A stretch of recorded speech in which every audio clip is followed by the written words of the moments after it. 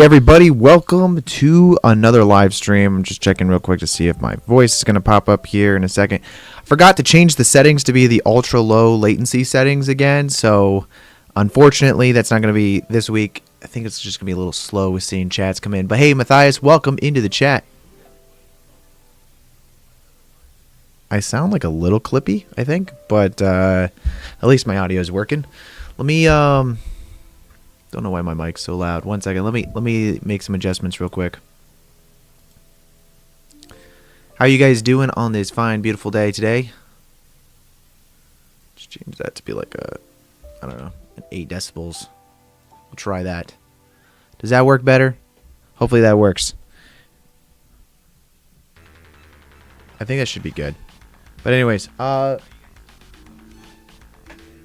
think I got my music all set and everything like that. There we go. I made some adjustments to the stream. So there's like a couple adjustments that I was making throughout the weekend, and I probably bumped something or whatever. But today we are getting back into part 2 of what we started last week, which was the CG VFX shot, kind of like set extension work.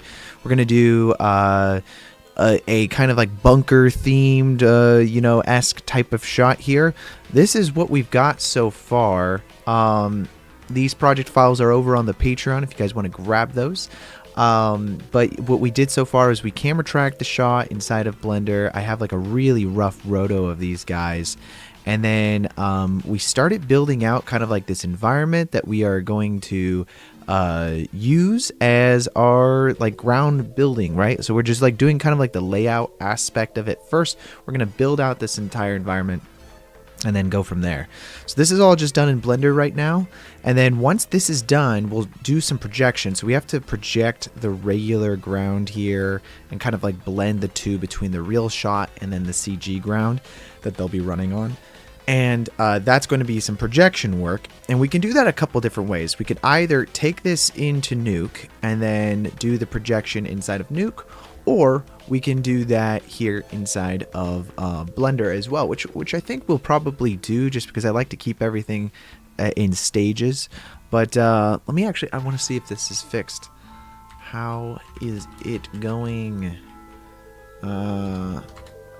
Okay, great. So I actually have my chat linked up now, so I can actually chat with this account. Because whatever reason, OBS has the wrong chat on it. I don't know why. They'll have to probably figure that out in the future. But anyways, without further ado, let's jump right on in. This is the Blender shot that we have so far. I think we were talking about putting a tank right here. We've got our guys running. And the cool thing is if I get some clean roto of these guys, I can actually probably put them in the actual 3D scenes. So that way we can have lighting affect them and all of that stuff as well. But I'm thinking today, for the most part, we're going to spend a good amount of it just doing a little bit more of the layout work, maybe actually modeling some stuff and dropping it in, and then seeing how that all goes down. I'm going to, let's see.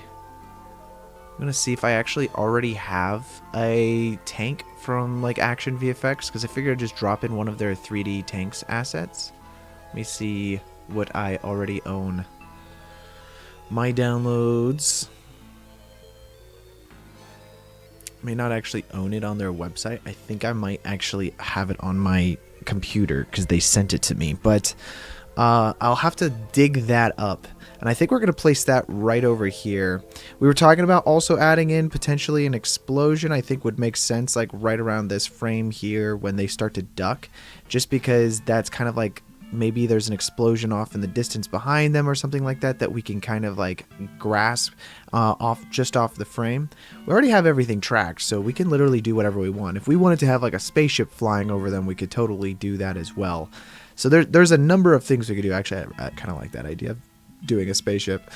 But let's first take a look at this tunnel. This tunnel needs some love. It needs a little bit of love here, guys. I'm going to use probably a multi-res. We'll go ahead and subdivide it. Can we keep it simple? 1 second. Let's just delete that real quick. Can we do simple subdivisions? What is that? Is this going to break it no matter what? Do I have to... I don't know that I can clean that up. One second. Let's just the grab tool here. Yeah, it's like kind of like all broken. Hey, yo, Kaisedo, welcome into the chat. I think it's because of my topology that it's like all screwed up here, but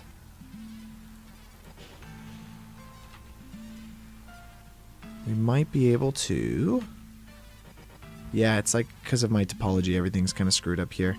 I used the booleans, and I think the booleans really screwed it. Well, there's a couple ways we could fix this. We could fix this literally just by using this only as a reference and then going and dropping in new cubes and stuff like that that'll actually have like the proper topology in them. Or we can... Did I say that this was supposed to be... There's like creases on here. But how you doing, Okaido? Welcome in. I think if we edge loop this, I'm going to kind of round off the edges here.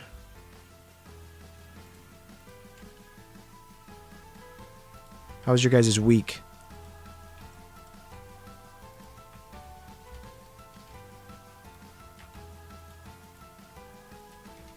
I had a long week personally.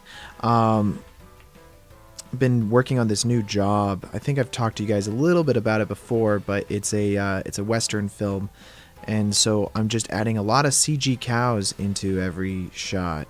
Basically, we're doing like CG crowd sim kind of stuff, and requires decent amount of work. We're mostly doing it in. I'm not using Houdini for the crowd sim stuff.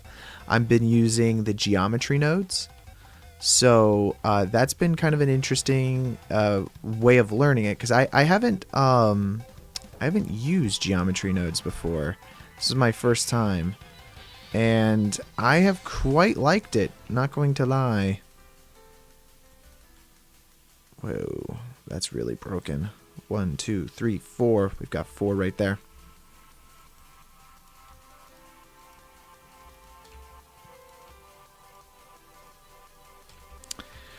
I think geometry nodes are like slowly making more and more sense to me.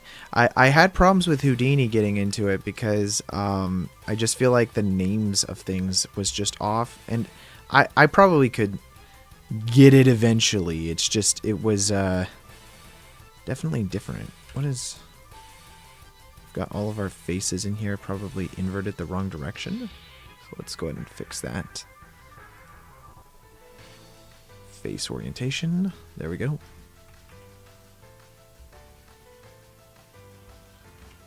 Yeah, the hard part for me with Houdini was that it was the names of the nodes are just like very. I imagine once you really get into it, it starts to become second nature. I need to get to that point, because right now with me with Houdini is like I really stumble through it.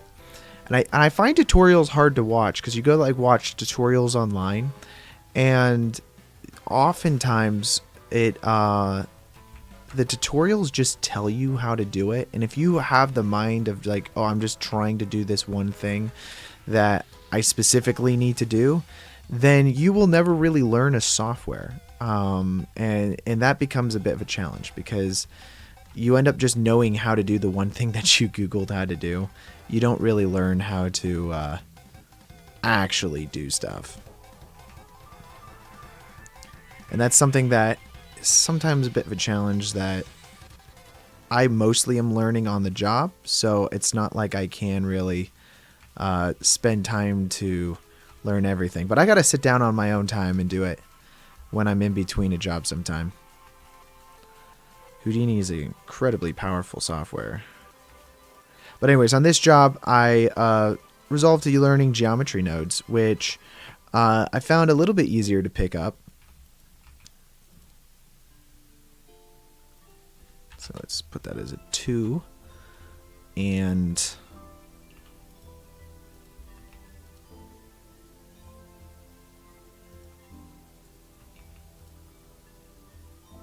what? Let's delete that. got to, it's mostly because of this bad topology here, which we can fix. We can fix this, guys. Delete only the faces, and then we're just going to go into here and then start to add in some edge loops.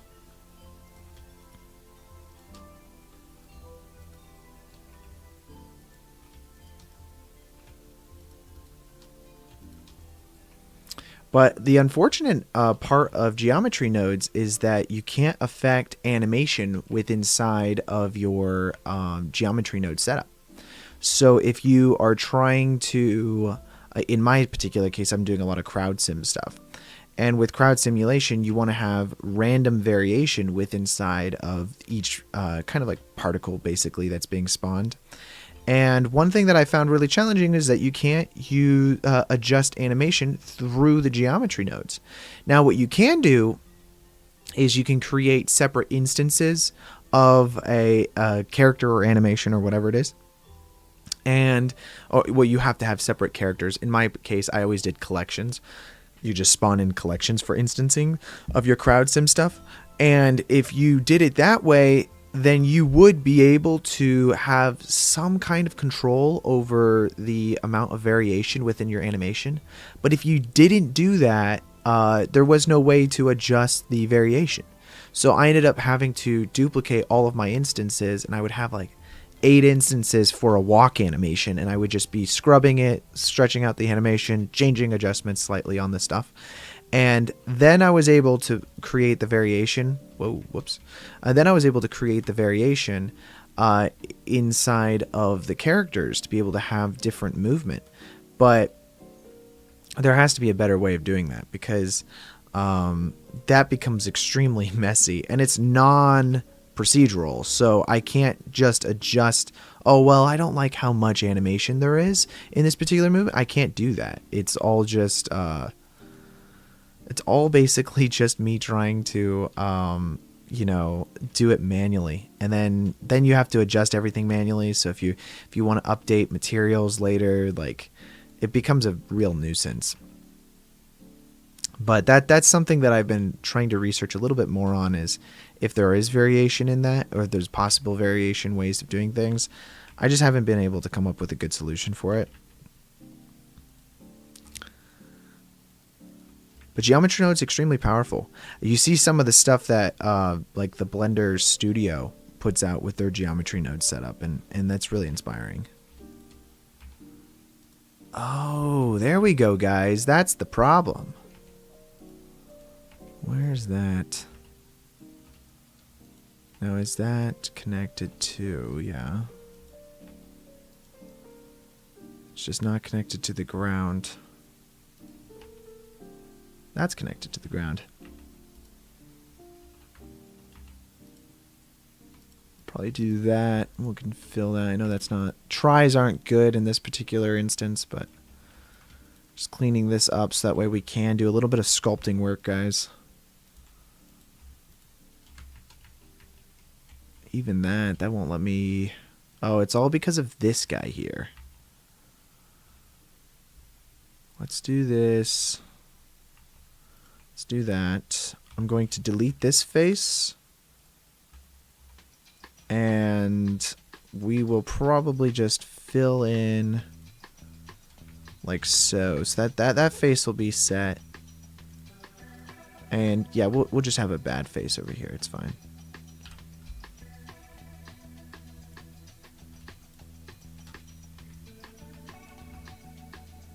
I'll probably then select this. We have to flip this, so do normals and flip it. Oops. Probably don't want that one to be flipped. Is it Q? I don't have that on my queue. I probably should, because this is the amount of times that I have to do this. Add to quick favorites, and that way I can, that way I can easily do that.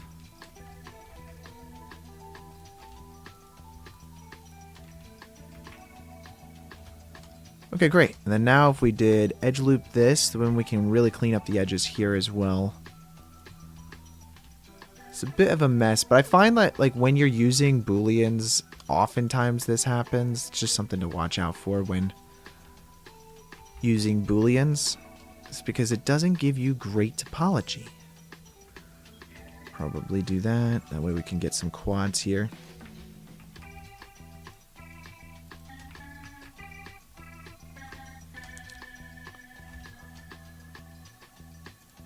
But I've never tried to really be a sim guy, you know?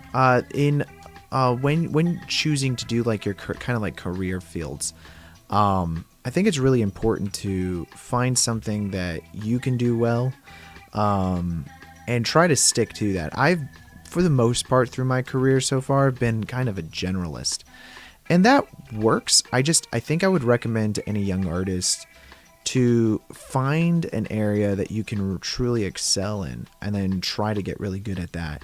And recently that for me has been more of compositing. I have spent a lot more time doing compositing work than I have done 3D work and CG work in general. The majority of my CG work actually comes from this YouTube channel. Although recently that has changed. 1, 2, 3, 4. Yeah, recently I have been doing a lot of CG work with the films that I've been working on. Notably, I have been doing these cow shots, but there's also like I shared a screenshot of this to my to our Discord the other day. So if you guys are part of the Discord, then you guys could have seen a bit of a work in progress there. But I've been doing kind of like these bioluminescence day for night shots that are kind of CG sim shots. And that has been an incredibly fun experience. I've been working with this very talented sim artist, and you know, it's just something cool because it's we've been doing R&D for it for the last few months, and now the shots are finally coming together. I think that's kind of the cool aspect of VFX, is that you get to spend time doing R&D and figuring out the best ways to accomplish something, and that kind of is the most creative part of the job, where you can just focus on. Oh, am I not supposed to go that direction? I don't think I was supposed to go into the wall. Was I? I don't know, but we're doing it now.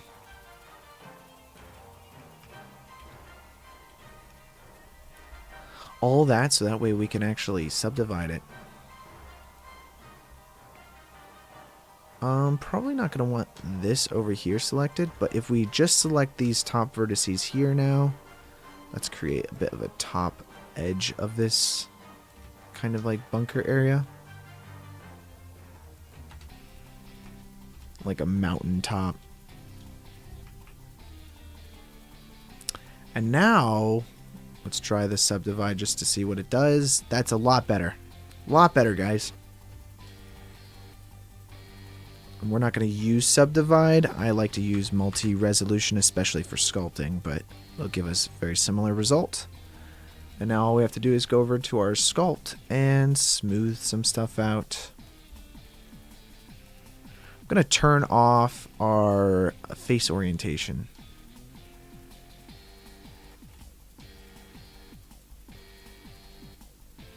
And then we'll just create a little bit more of a cave here. It's got to feel a little more natural into the side of this wall here. It's already a million times better.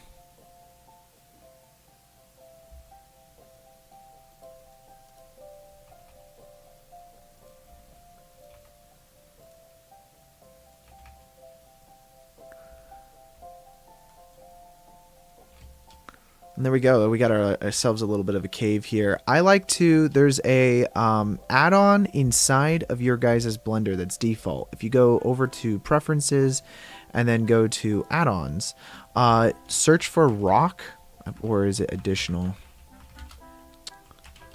I can't remember. It's Ivy Gen. There is one though, and it's probably some kind of like search for like mesh.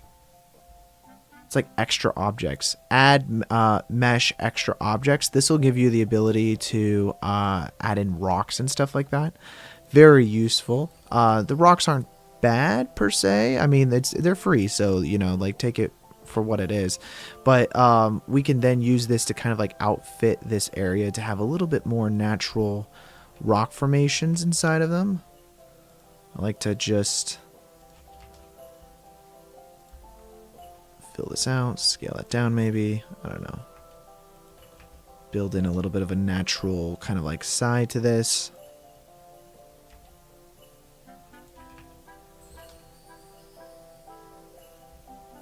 Probably use a few more.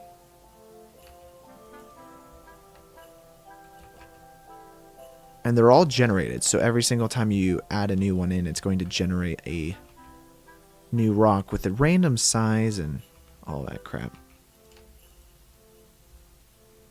I mean, you can manually make these too. They're just displacements, but why make it when you can just add them automatically? Get the nice little hard edge there.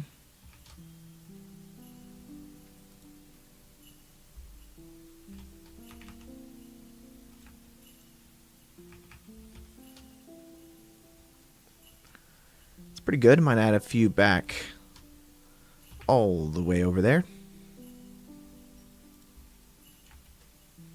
Never realized this, but they actually have a single vert here, which is actually kind of useful. I don't use the single vert that is in there.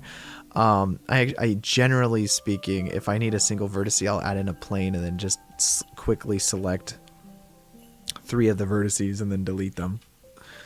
Okay, that's not bad. A little extra rocks there with our cave on the inside.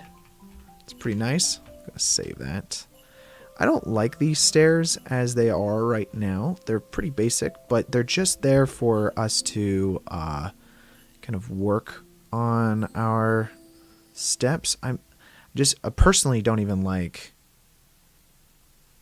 I don't like them at all.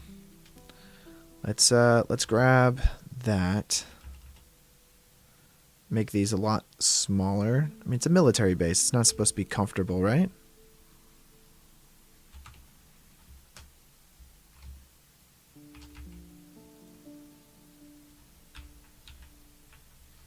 Let's just go here.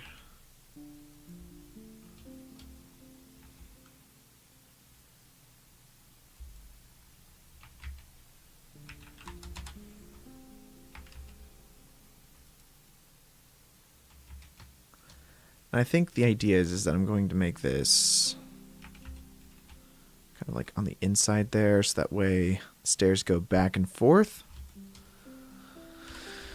I don't know, we're kind of just winging this, you know?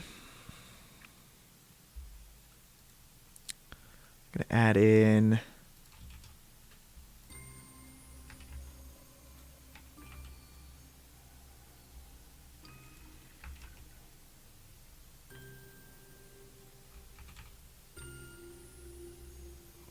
probably not have this guy there, right?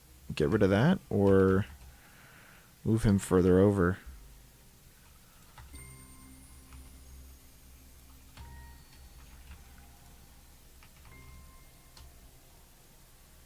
Believe we're probably going to have to flip this whole thing. I don't know. So if that goes there, you know what? We're probably going to need another edge loop here and then just extrude this outwards.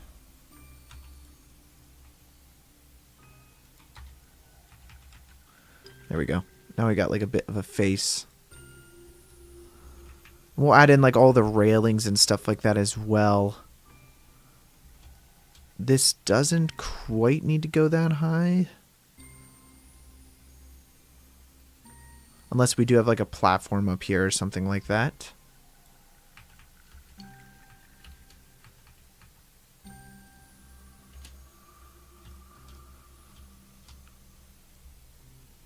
Kind of like the idea, let's see.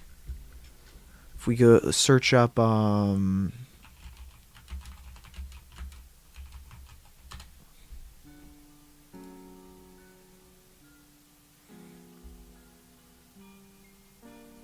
a quarry base if they've got one. Base designs. These are kind of like more of like those somewhat futuristic bases that I was talking about last week. Played the crap out of this game when I was a kid, by the way.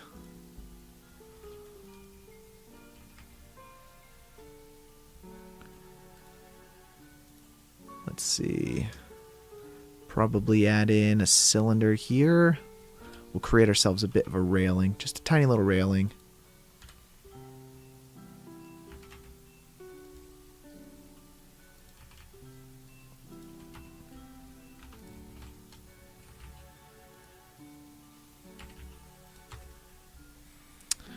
Also, what is like the height of a human here? I probably need to have some kind of reference. Let's try to this single vert. I'm going to add a single vert in there. If we extrude that... What is going on here? Maybe not do the single vert thing. Oh, wait. I was on face selection mode, that's why.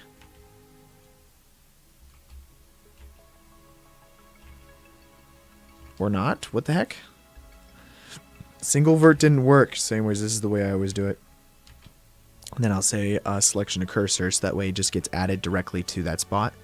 But how tall is a...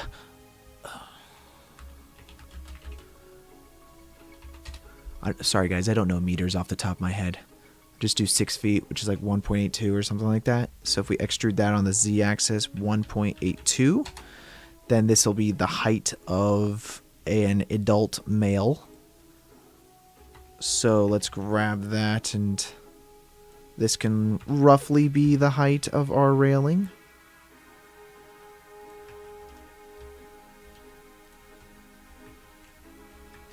Alt S, scale that in a little bit, so that way we've got smaller rails. And yeah, let's just duplicate this.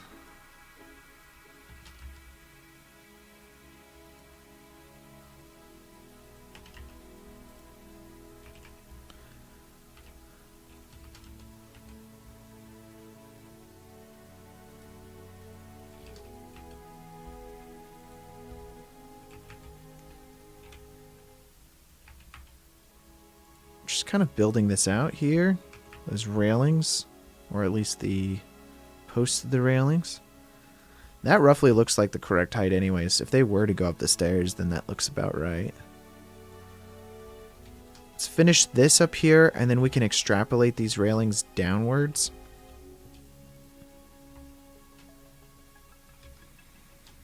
Also, let's grab the bottom face here. Oh wait, we can't do that. Oh, what's the easiest way of doing this? Probably just applying our array, correct? And then if we then grab the z-axis of that, we could just make it go down. Perfect. Easy, guys. Easy. And just to give this some extra design here, I might even duplicate this guy, and we'll just move it outwards, probably insetting it about that much there. I'm going to grab it on the z-axis, 0.01 negative. Does that look about right? Let's just do grab z negative 0.03. Yeah, 0.03 looks good. Grab on the y or x-axis, 0.03 negative. And that's just going to create kind of like this inner lip here. And now if we select these stairs and then, you know, quickly just add in a Boolean, we can Boolean this here. I like to do fast. It usually gives better results. If we apply that and then delete this, we're going to have these kind of like extra detailed stairs, which it looks like it actually screwed up a little bit. It broke it. I think I know why. Let's try this again, but this time I'm just going to offset it a little bit. So if we just grab it and then offset it, and then apply, does that work better? No, it doesn't.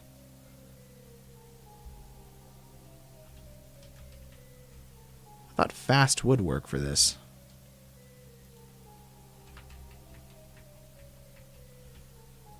Fast, union, intersect.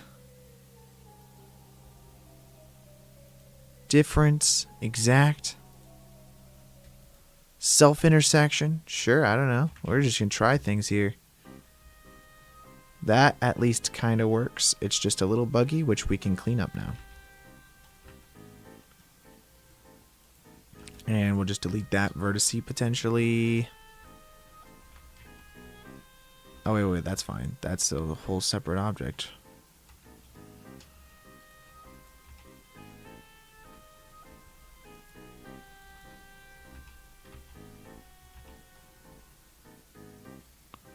Just getting a little bugginess there. I don't like any of this. Just gonna delete everything.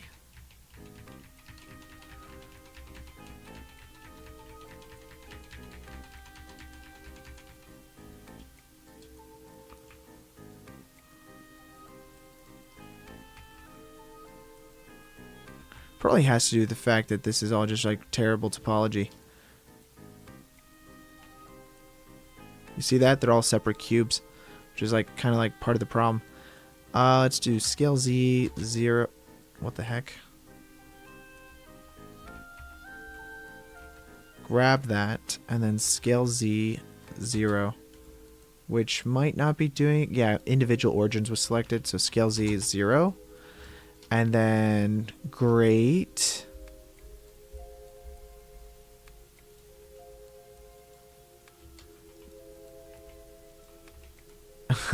It's such a bad way of making stairs. If we're being honest here. Like, I think if we literally just selected these two stairs here. 1 second. This is actually a way easier way of doing this. 1 second. Let's grab this face here and this face here. We're going to duplicate them. Keep them exactly where they're at. Selection. Hide. Now if we grab this guy and we just grab these two faces and fill them, and we press Control B, which I think yeah, we're gonna want to bevel this. I believe it's bevel, which we might have to do 1. There we go.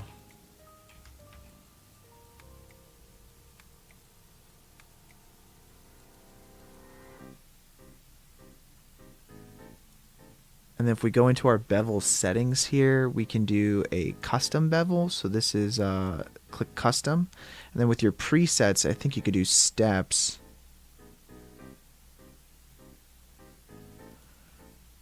Which actually, wait, I'm doing this all wrong. Delete that vertice. Believe, let's just go to side view here. I don't know. I'm trying a different way of doing these stairs.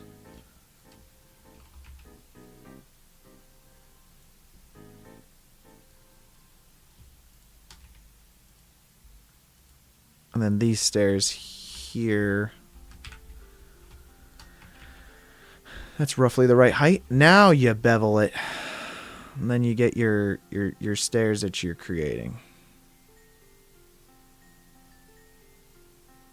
I think we just have to add stairs. Is that how this works?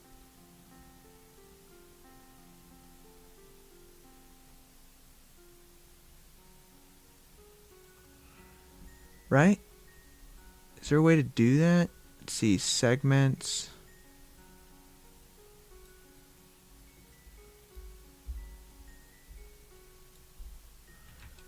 No.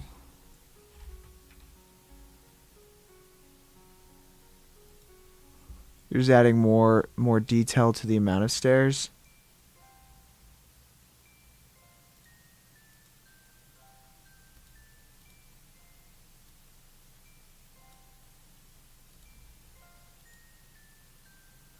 Do width, depth. Actually kind of works. So now you've got like one surface for your stairs here. Now all you have to do is extrude this on the z-axis downwards.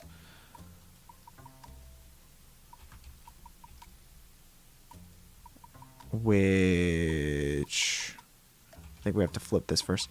Then extrude this on the z-axis. Can I not extrude on the z-axis? What the hell, man? Do I have to go up? I'll go up. I don't care. And then we'll bring that down. I'm not, like, stuck in my ways. We'll just grab these bottom edges here. Just grab all of that all the way down.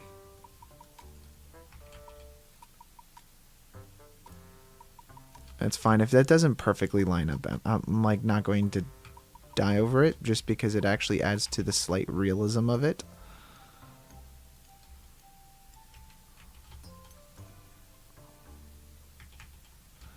Great. And now we just do the same thing at the bottom here. Just select all of your vertices at the bottom, and then we scale on the z-axis 0. Which I believe if we do that, we also want to do mesh merge by distance, and I'm going to actually add that to my quick favorites. Merge by distance. That should just clean up everything for us. Great. Now let's go ahead and delete that. And then if we duplicate this, should work, where we could just move this up.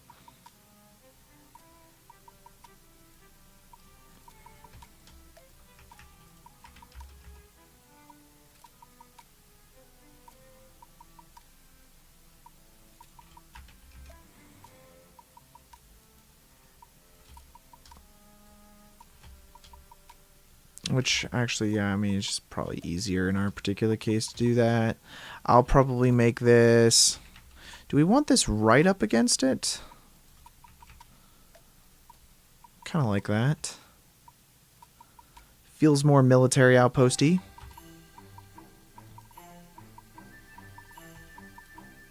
And then we'll just make this, by sculpting it, we could do elastic grab. And just kind of line this up with the wall over here.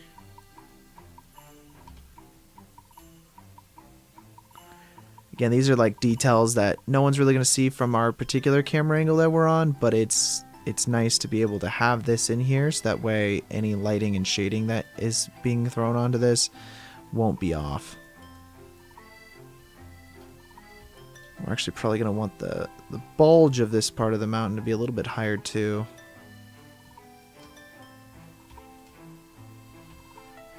It's pretty sweet. And so then we'll just do like a little bit of a platform up there afterwards.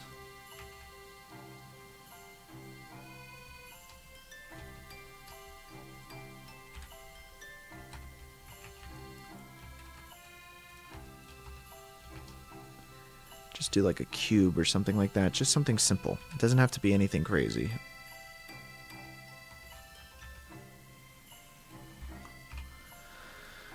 A lot of the times just using primitives is nice because, you know, you can pretty much create almost every object with like a primitive. Let's just duplicate this over here.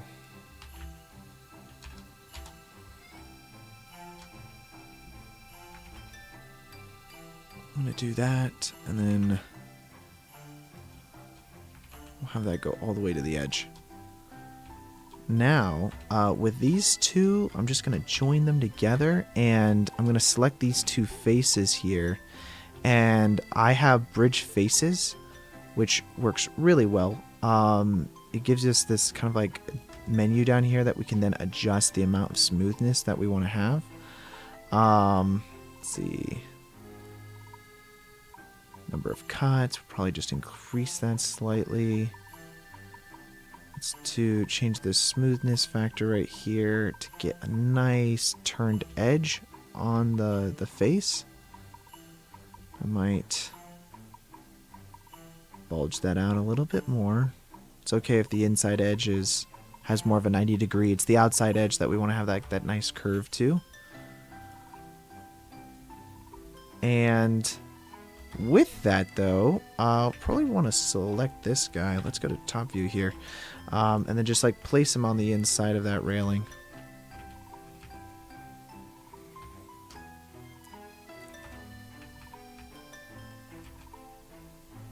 Just gonna scale that out a little bit, and then more flat.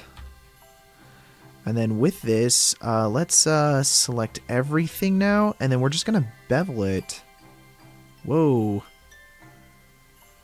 Watch out for your bevels, guys. Okay, I might just do this more with the modifier then. I'm gonna shade smooth that.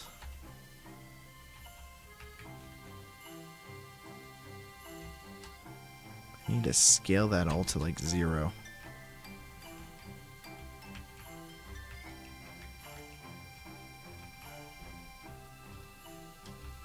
What is this? It's just ugly. We're not going to see the top of the rail. I don't really care. I don't care, guys. Let's increase the segments here. Probably not that many, but a decent amount.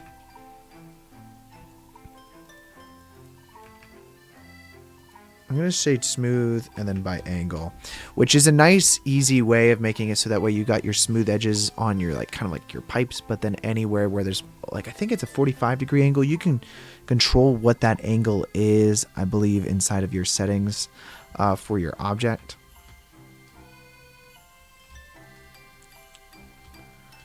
Okay, great. So there's our railing, and then we're just going to want to keep duplicating this as we're going, so let's just duplicate this down. Let's see, we got 1, 2, 3, 4 steps. So every 4th step we can have 1, 2, 3, 4. So we'll just duplicate that all the way down here. Kind of keeping some semblance of organization. 1, 2, 3, 4. Which actually works perfectly for us.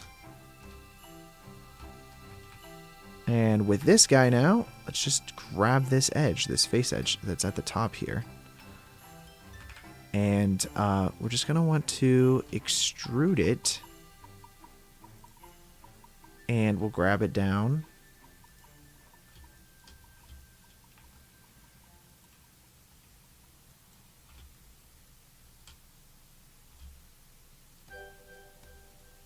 This kind of works.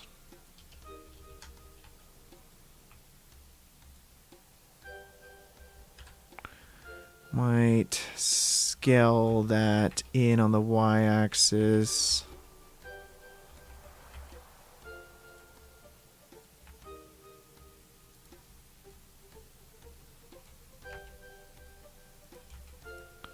Okay, let's try that again. Extrude that. Extrude that. Scale it on the y-axis.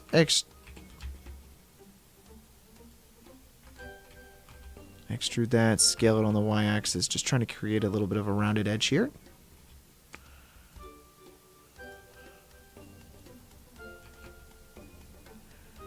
Alright, that works for me. And then now, let's just fix some of these pipes that we've got going on here. Probably move that down, and then we're just going to rotate that edge.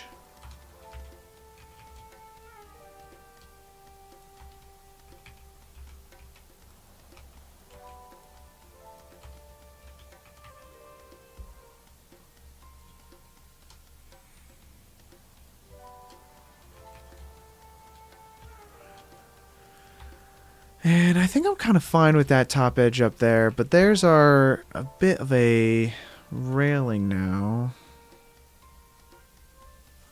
It's kind of like building out this scene a little bit here, a little bit there. Holy cow, we've got so much to fix with these stairs. Kind of butchered these stairs when I was working on the rest of the object. Did I end up duplicating this guy? I feel like I might have. I didn't. It's all good. Probably going to, for the sake of this, let's just grab all of these vertices here. We're going to delete them.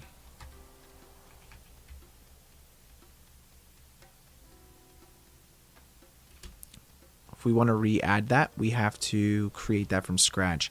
I kind of screwed up our stairs a little bit, but it's fine because, you know, we were going to retouch them anyways. So it's probably going to require us to start over.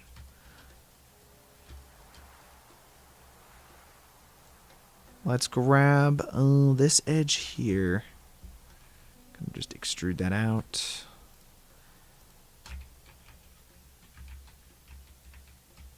Did I not select that guy? I thought I did. And just kind of building our way out in a natural way, not... okay, I swear I had that selected already. What the heck? Okay, and then we'll grab this edge here as the last ground piece. Just extrude that outwards.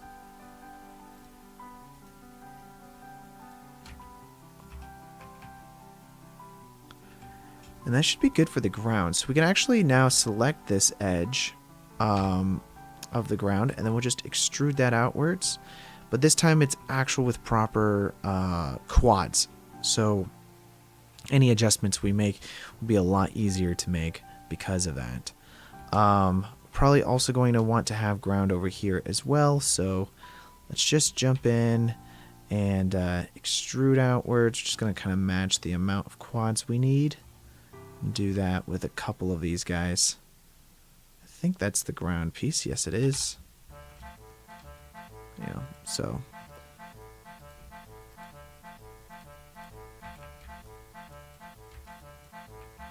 And you can just grab this edge here and then just hit the fill button.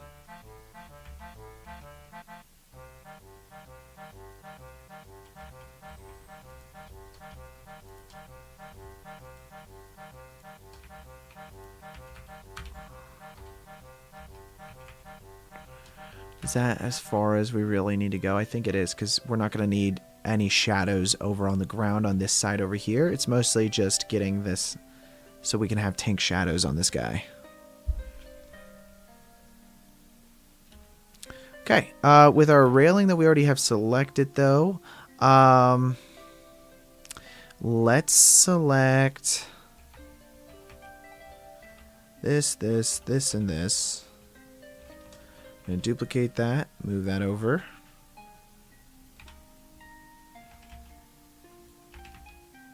Probably align that a little bit better. And then now all we have to do is... there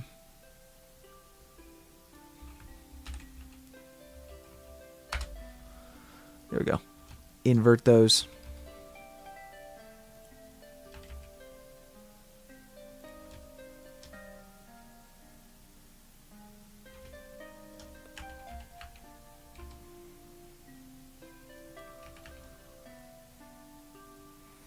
It should just work.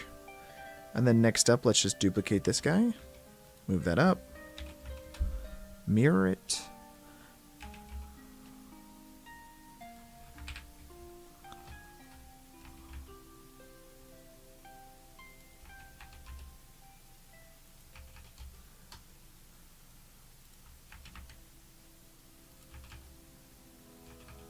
Perfect. So now we got like a little bit of a railing, and then we'll just have to finish up the platform up there, which again should just duplicate.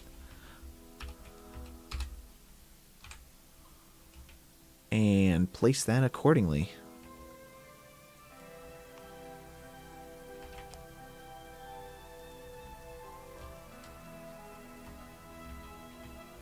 I'll just grab the bottom of this and then stretch that out downwards. We don't really need to do anything too crazy. I'm just gonna grab this edge though and then like just bevel it slightly. I'm gonna use the default preset so that way it's a smooth kind of like curved edge here. Is ideally, let's do, there we go.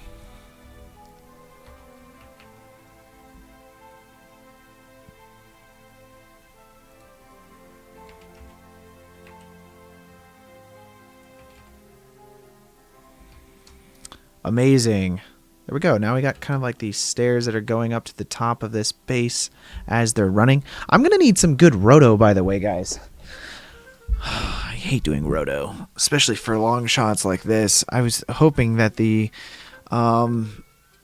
magic mask that we created last week would be a little bit more ideal. But you know what? It's fine.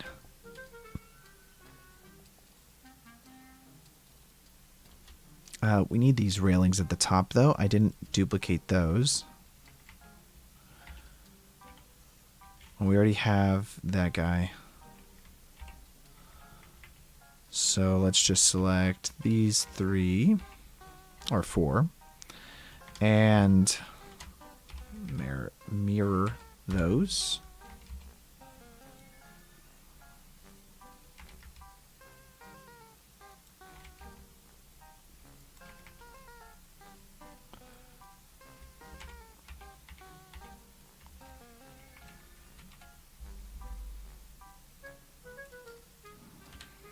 Just line that up a little bit better.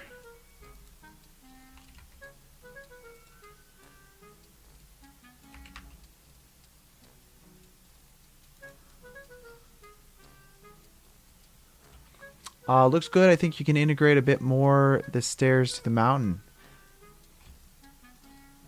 Yeah, I think so.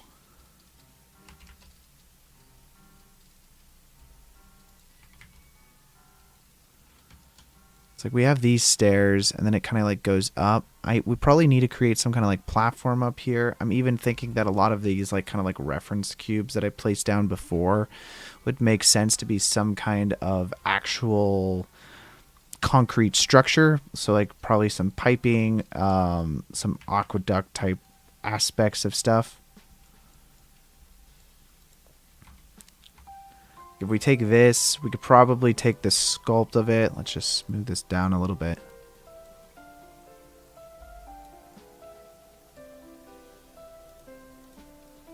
And then that way we can create a nice little platform up here.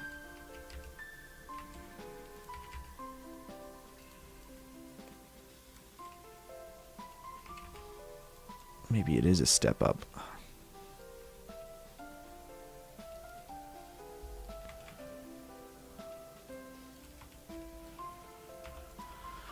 So like this goes back into the base, and then you know, this can go this direction. Maybe this whole thing does go down. That's fine.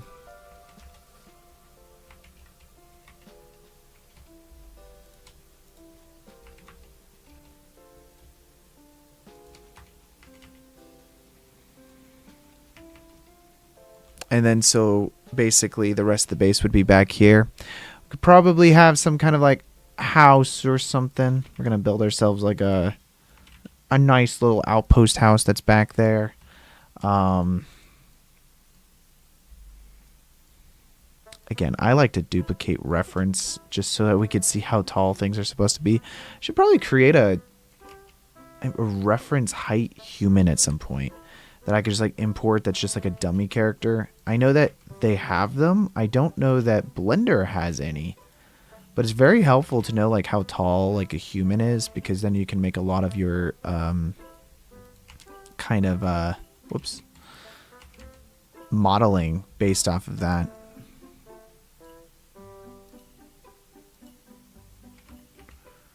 Let's do kind of like a bit of a roof here.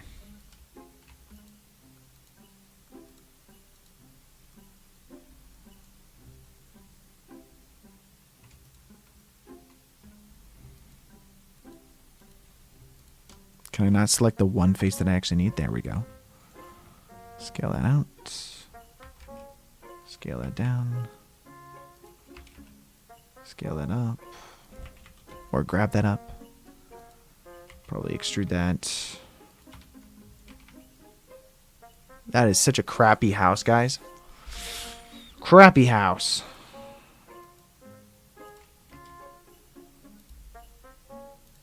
We're just adding detail in with cubes. That's all you need to do, guys. I like to add like trims in with just cubes.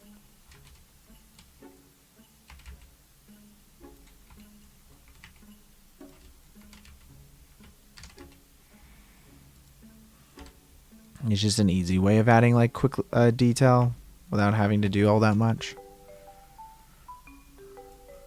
I don't know why. Shading over here is just so flat. You probably need to have some kind of like... Can we get shadows? You know. The outline helps a little bit. Do cavity as well. And then let's add in a nice door to this guy.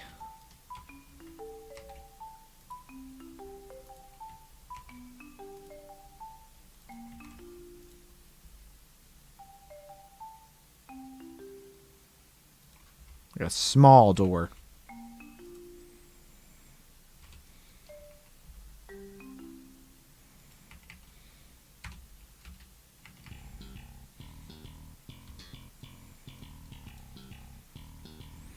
What I like to do is just then duplicate it, scale it up a little bit, get rid of the door aspect of it, but now you've got like a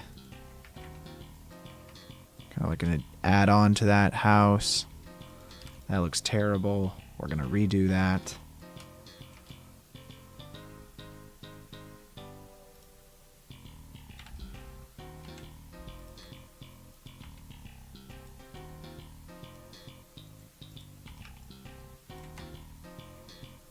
Just grab this top here, probably extrude scale it out.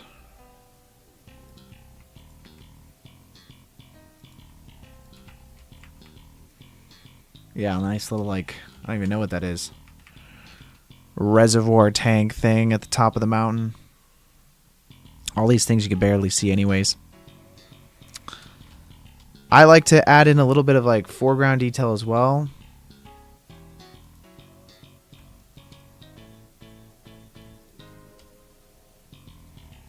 I also think like with this edge here, just bevel that slightly. Gives it more of like kind of like that concrete finished look to something. Look up some stair designs. How do you do realistic flat concrete bricks ground to combine with the ambient? Because if I just put seamless textures, it don't seem natural. Yeah, I think that's a good question. Doing seamless textures feels very patterny. You need to break up textures as much as possible, because even like seamless stuff can come off as a pattern. The best way I have found to do that is by creating multiple seamless textures that then you can feed in through your shaders using other procedural textures. I think the problem with anything procedural is that it'll come off as patterny in the end of the day.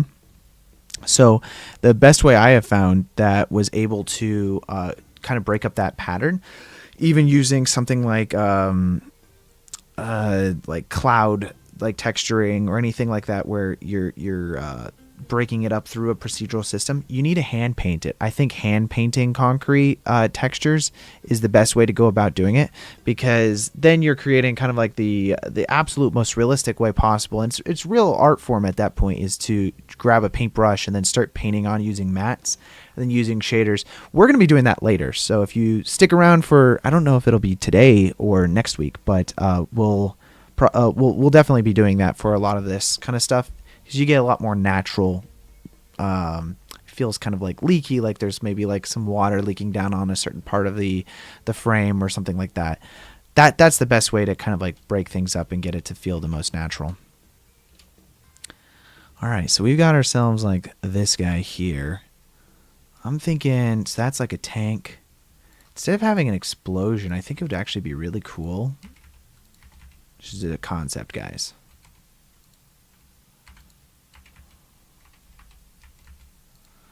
Let's do this for right now. This is our I don't even know. This is going to be our like jet plane, okay?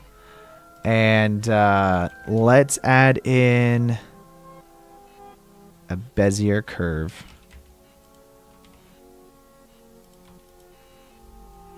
We're just going to grab this edge all the way over here.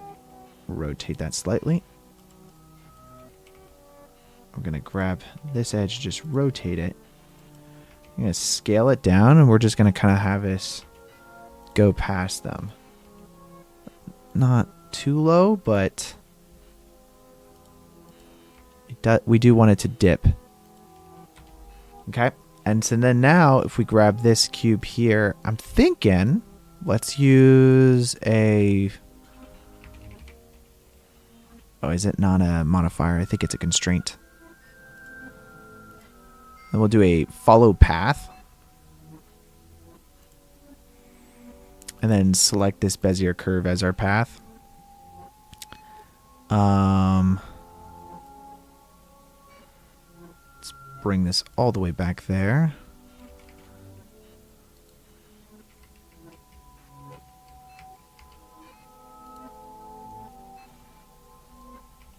Just rotate that down.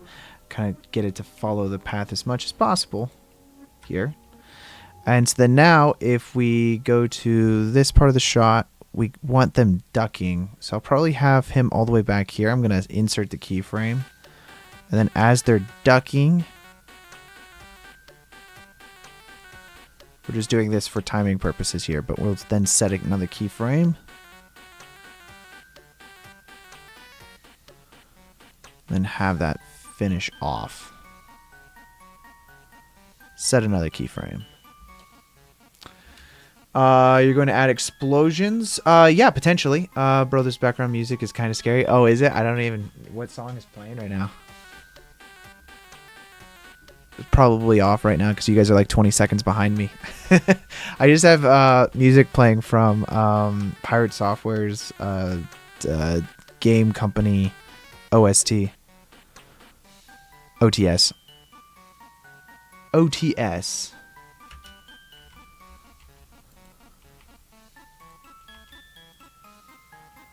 Gonna just set that there. So this is gonna be like I'm thinking like a spaceship jet thing that's just flying overhead. Let's just scale that out slightly. Let's see.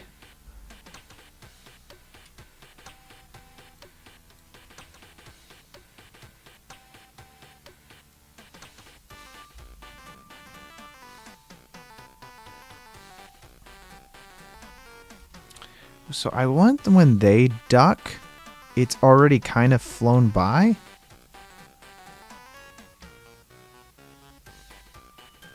You see how like when they duck here, just having them kind of react to this jet flying overhead. Right now we just have a cube there, but like the idea being that there's like a jet that flies overhead and then they kind of like duck like, oh my God, you know?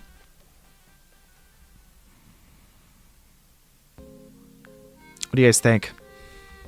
How's that for an idea for what could be happening here? They're trying to make it to the tank and it's like, wow.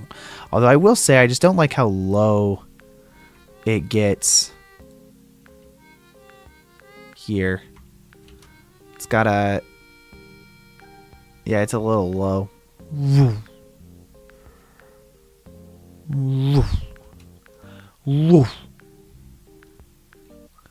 Let's duplicate this path and then just make it a little bit wider or something like that. Probably grab that to be a little bit higher.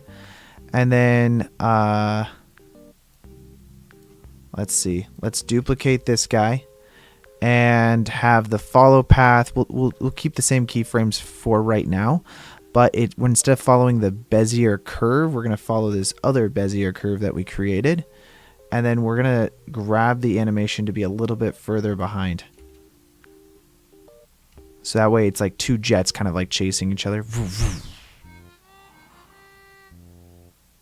I like that. Might make it a little bit closer.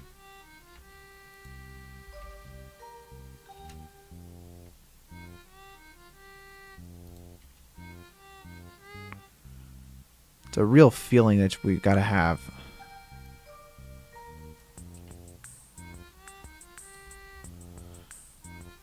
Something like that. What environment you planning? Like forest, grass field? Hey, an idea. Maybe you do put a missile over them and then add the explosion. Yeah, it's possible. They don't really react to like an explosion getting hit. They kind of like just duck, which could either be an explosion behind them or something. I figured I kind of like this idea of like these jets flying overhead. I don't know. I could go either way on this. As far as the environment is concerned, we're kind of doing like this military bunker-esque type thing. We already have this plate here that we're kind of like camera tracking and putting in elements to. So we're just building on top of this environment that already exists. And then we will be, you know, kind of like doing our own thing. I think it's going to feel very concrete, industrial is what we're going for here. And then, of course, we've got all these like kind of trees and stuff like that as well. To blend these trees into the environment, we'll probably go in, and then I'm using Botanic. You guys can use whatever, you know, trees or whatever like stuff you guys have. I'm using Botanic. Usually I can create some pretty nice shrubbery and stuff built into the environment. So let's see, let's do that. I'm going to scale that down.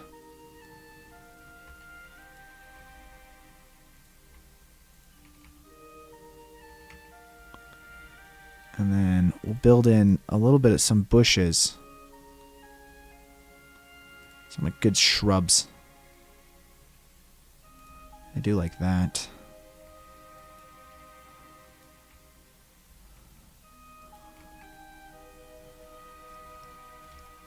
The real important thing with doing nature-esque type stuff is building on top of each other. It's layering things.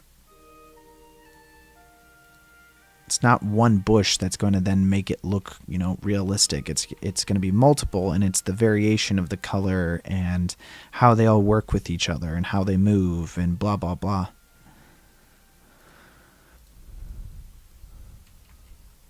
Just kind of line that up a little bit better. I do like this tree here, so I might do another one, something similar to that.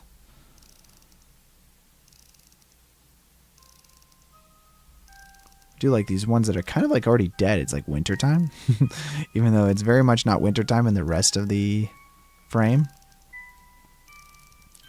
Let's do something like that.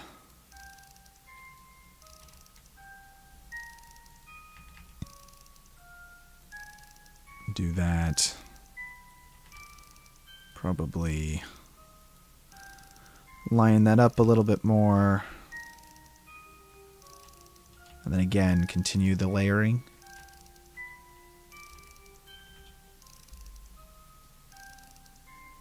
And then on top of all of this, we're going to kind of want to have grass as well, you know? So let's go ahead and save this. I like to then create a bit of a vertex group. So if you go to the data groups here, add in a new grouping called grass 1. That's going to be this whole thing. So I'm just calling it grass 1 because we're going to do separate groupings for different things. And then we'll go over here to weight paint. And now we're just going to kind of paint on the areas in which we want the grass to exist. So just, you know, feel free to be a little liberal with how you're placing the grass here. Although keep in mind, you don't want to necessarily have stuff that's not visible to the camera, because then you're just wasting render time on something that isn't going to be seen at all. So let's go back to the beginning here. And we might have a little bit of a problem here with kind of like materials later on. So I might...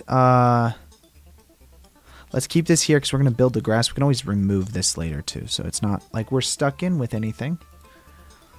Now, inside of our grass settings with this guy selected, for the scatter node, I'm going to select a grass type. We're probably going to match the rest of the grass in the scene. We've got kind of like this long, weedy type grass. And it's probably going to be closer to...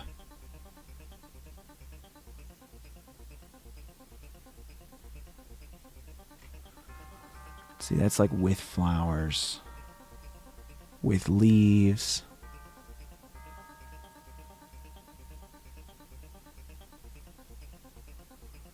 Decorative. I'm probably going to go with decorative. Let's try decorative. It's like kind of like a bit of that longer type grass. And then inside of our density, make sure to select grass 1, so that way we're not adding grass to things that aren't necessarily needed later on. And this is going to create kind of like that decorative type grass similar to this. But we're going to want this to be a little more wild. Right now it's very straight and very clean. So let's just change up the randomness here. Also adjust the phase of this, just to give it a little bit more of that twirl. And the scale's already pretty close to correct here, so let's not worry too much about that.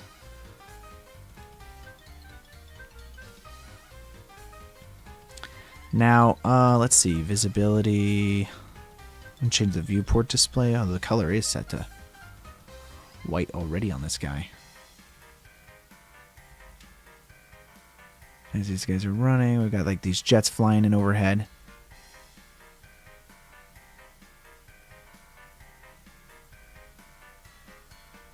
I'm not playing back at real time, and that's just because the grass takes forever to render.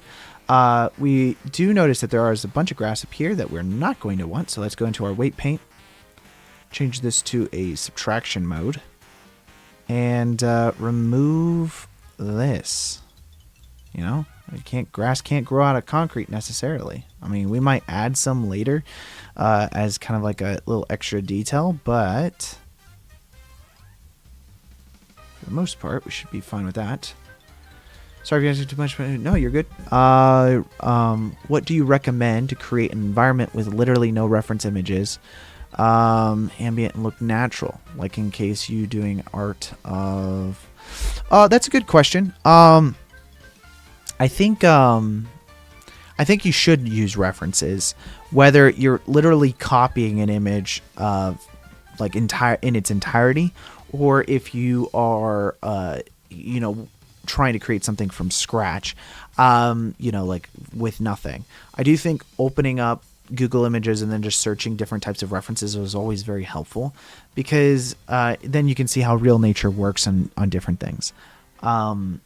That's my recommendation always. I think most people will tell you to use some kind of reference images, whether they be reference images you create by going out on like a hike and then taking a bunch of photos.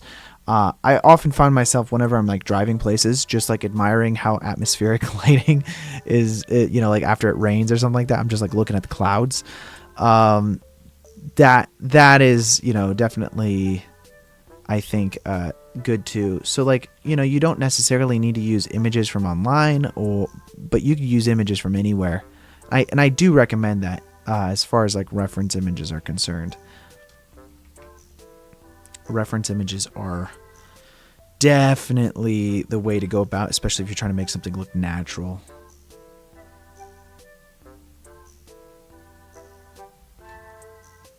Okay.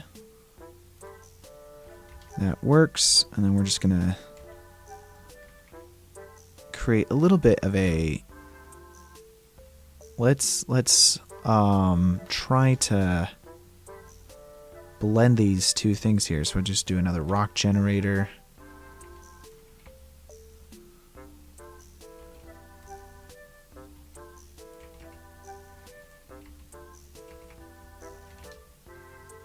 Do another rock generator here.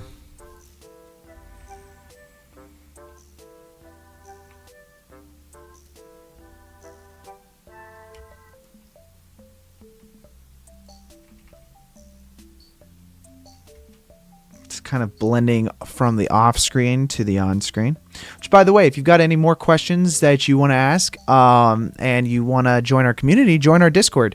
Link is in the description, and there's a lot of other very talented artists there that can also help. And then, of course, if you're working on stuff, then post that into the Discord as well. Get some feedback. Also, just posting finished works is also great. We have like a whole section on our Discord group that allows you to you know, get feedback from other people and everything. So definitely recommend it. You know, it's very, very useful to share your work with other people as you're working on it to get that feedback. And maybe even learn new stuff that you didn't know before.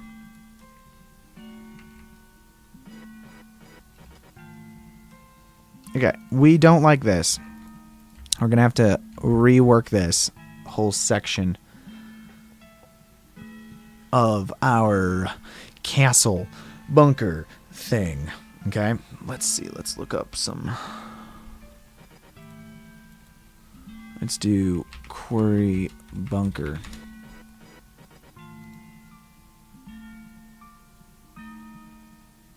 Quarry.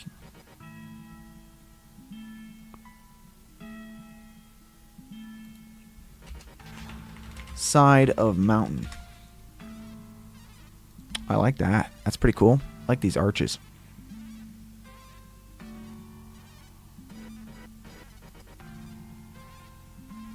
I do like the idea of having some kind of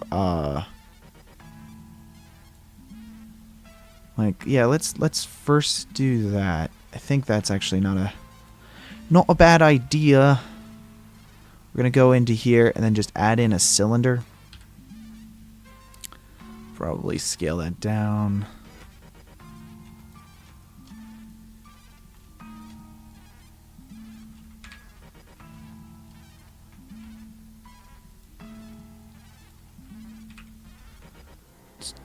Extrude that upwards.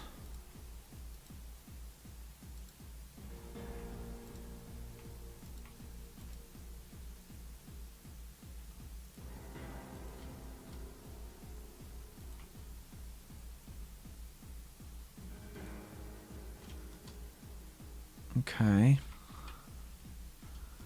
And then let's do like a extrude, rotate. I'm just gonna... Actually, you know, an easier way of doing that is just grabbing this, getting that to be like so, and then bridging that.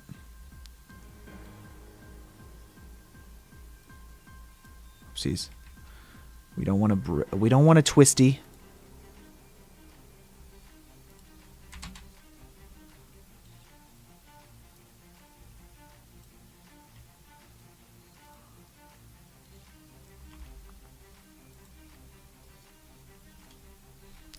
Sup, Connor? How did you get an idea of confidence to start live streaming while working? Did you feel awkward at first? Oh yeah, dude. Oh yeah. I started streaming. The first time I ever streamed was like 3 years ago now, I think. And yeah, it's difficult at first, just because you have to get used to people watching you. Although I will say the first ever stream I did was onto YouTube, and I had like 3 people watching me, and I was like, wow, this is easy to stream. Like everybody, like it's so easy to get people to watch you. And then I streamed for another 6 months, once a week, and no one was watching me. I like got nobody watching. So, you know, I think it was easy because I kind of like worked my way into it. I'll say the hardest part with that though is that when no one's watching you, you have to talk and try to be entertaining, because otherwise I would just like sit there and just like really focus on what I was doing. I think those streams are still on the channel, by the way, so if you scroll all the way back, you'll find them. But it's kind of just like me working for an hour straight without ever saying a single thing. But yeah, so as far as like building the confidence, I think it like slowly came up with it. And even still, I mean, I think like when you make a mistake in your live streaming, then it's like very obvious to everybody that you just made a mistake. And like that can be, you know, discouraging, but I think the best way through it is just keep going at it. And I view this as like a way of learning things. I like to learn things, and this is forcing me to learn things live versus, you know, I may never learn how to do new stuff because you get stuck in your old ways. And I think the cool thing about having other people watch you is they have different ways of doing things that I may not have thought of. And they tell me about those while I'm live streaming, which is great. And I get to learn new methodologies of doing stuff that I would have never thought of.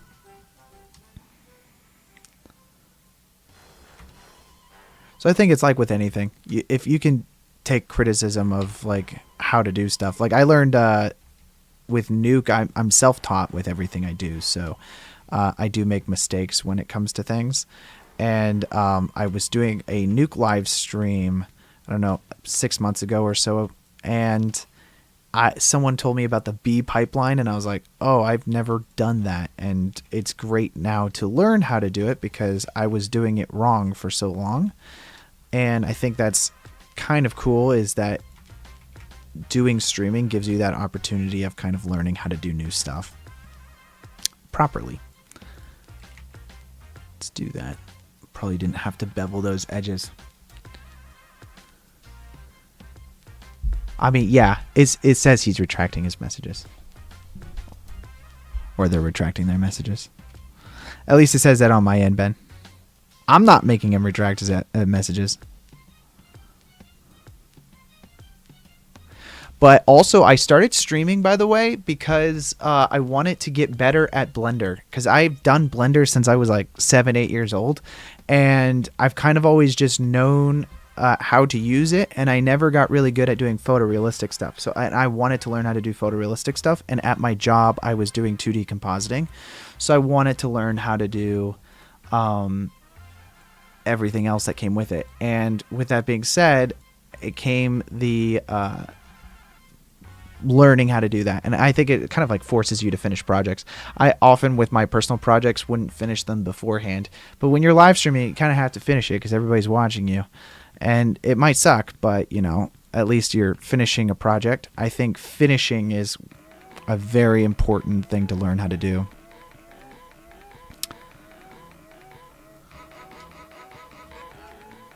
Okay, I'm starting to like this. Let's duplicate this guy here.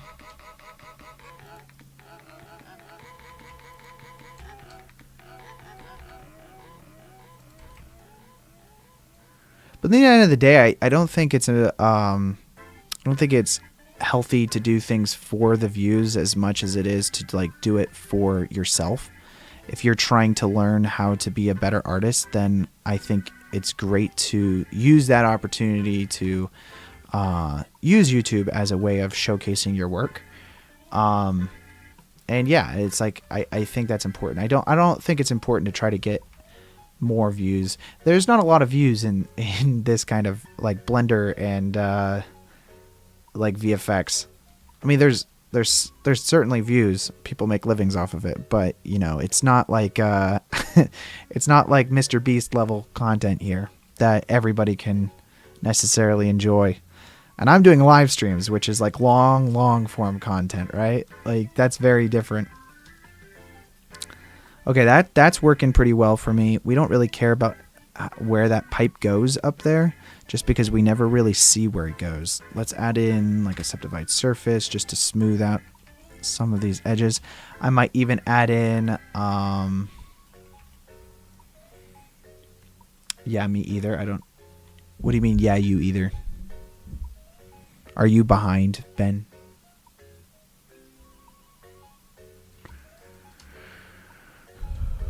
Okay, so and before we lose track of these references here, I'm actually going to make it so that these don't render inside of our display here. It's like a small nerd club of ours. Yeah, let's go. I'm all about small nerd clubs, dude.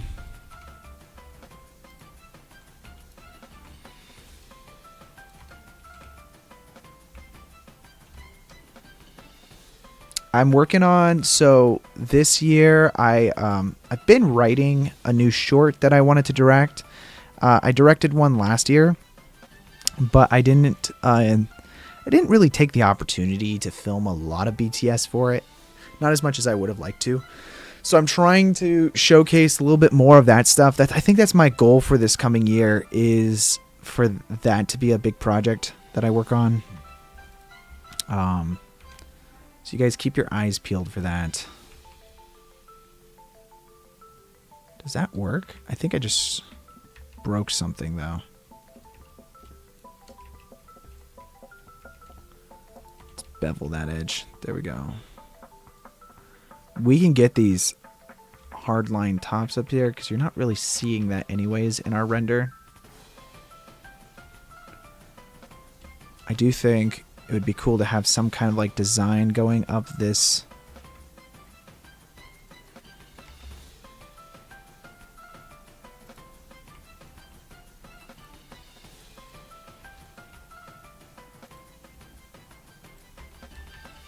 That kind of works also.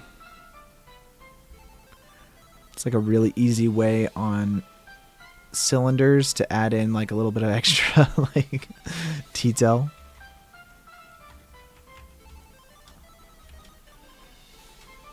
A little hard to see things now that this is so dark. For our purposes, we're just going to turn off the viewport display on that, so that way it plays back at real time. How do we feel about these planes flying through there? Kind of like them. Be like nice little jets or something like that. I'm going to go to...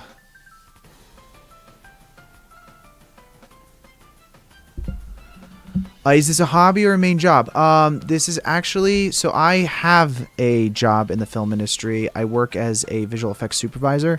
I'm a bit more of a generalist. I do 3D a little bit as well, because I am a generalist. But for the most part, I spend my time compositing. So I work on like Netflix and HBO Max type of movies. This right here, this live stream is a hobby. This part's a hobby. And doing kind of like these full CG shots is a little bit more of a hobby. I don't get to do these in my day job, so that's the reason why I started doing this, was mostly because I wanted to do shots that I wasn't able to do at work. So that's why I started doing this kind of stuff. Let's see, we are currently in Eevee. Let's swap that over to cycles. I do like cycles better. We'll do GPU on this. And for right now, should be good on the rest of our settings. Yes, we're going to add the World War II tank right here. Let's see if I can get the...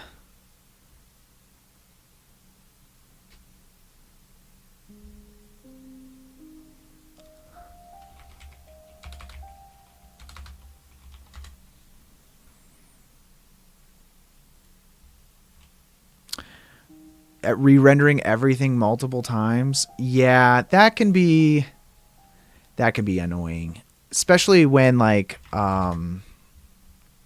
yeah, that can be really annoying, but sometimes it's just the way it is. I think that's just like having multiple renders sometimes is like, I usually try to render something out once and just like a still frame of it, and then comp it, and then once I'm happy with the still frame of the comp, then I'll render out everything.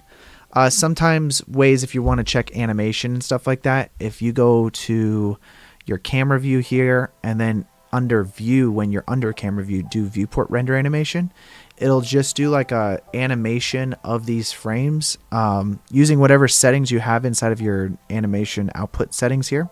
So if I have JPEG here and I did like a test, I can actually do this right now. We'll call this test 3 here, right? Then if I go up here and said view oops, that's going to do an image. But if you do view render animation, it'll actually go through and do like a viewport render of your basically your viewport. And that way you can kind of see what the animation looks like if you don't get like real-time playback. And that's a very useful way of just like, it's already done rendering and it's just, you know, that. Right, but it's only going to be this, but in playback. That's usually useful also to grab into a comp. So there's like quick, easy ways of being able to render stuff out really quickly, and then be able to see, you know, what it looks like in the end of the day. Okay, a tank. We want a tank, guys. Let's go look for tanks. I'm gonna just look at the website real quick to see if I could grab something. I know that like I probably have something. Let me see if we go to videos.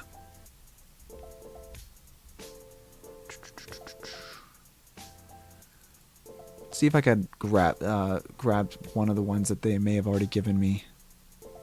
Yeah, I for sure have the Abrams tank. This was before they finished, by the way, because I like worked on the launch of it. So they gave me these files before they were officially out. Let's do like file import. We'll do. They got USD, OBJ. I'll try USD. Let's see what USD looks like, guys. I can import USD unless I. There it is.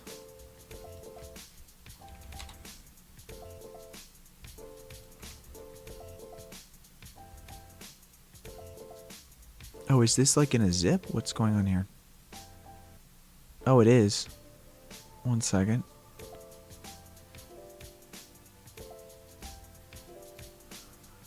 extract this real quick. I still have the zip file of it. I didn't even open it up yet. Oh, no, I do have it. Wait, what?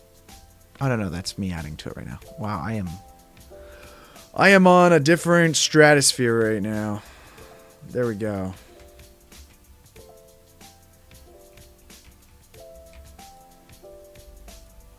Boom. Okay, we got our USD. We go ahead and import that.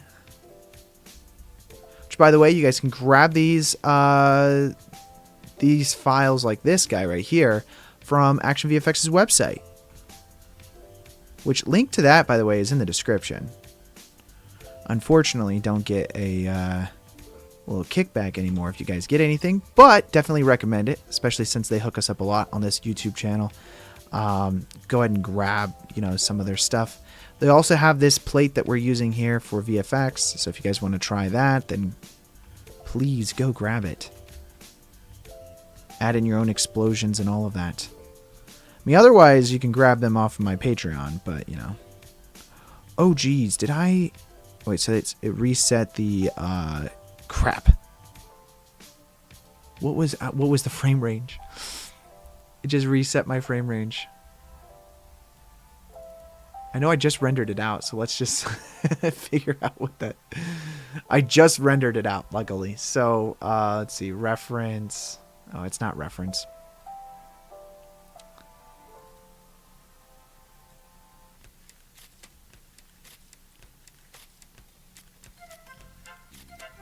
Wait, where does this go to? Live streams, ref.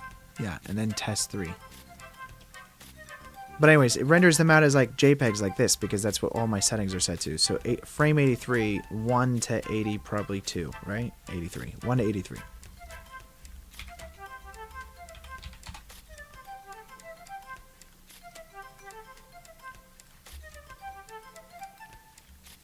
And there's our tank.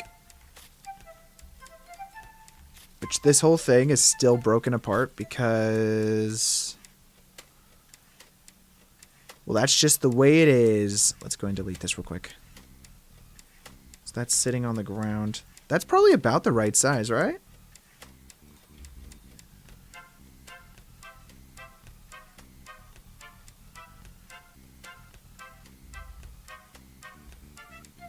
So there we go. We got our tank. I'm probably going to take this whole thing and then rotate it so that way it's not pointing towards them. I eyeballed that size, Ben. I just eyeballed that, like, right off. That actually looks pretty sweet. Okay, so they're running, jets flying overhead. Jets are probably a little close if we're being honest. They would probably die if they were that close, right? Like, are we... Realistically speaking here, probably should be a little higher.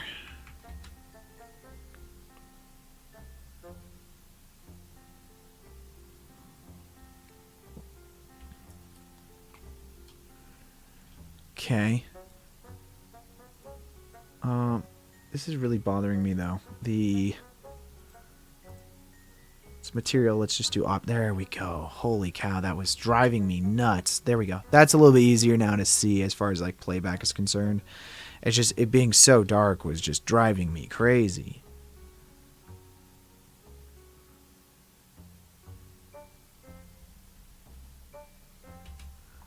And then let's see, we got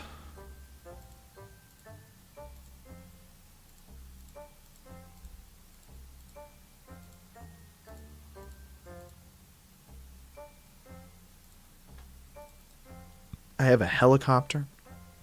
I have another helicopter. Ooh, I do have a fighter jet. Hell yeah, guys, we're going to use fighter jet here.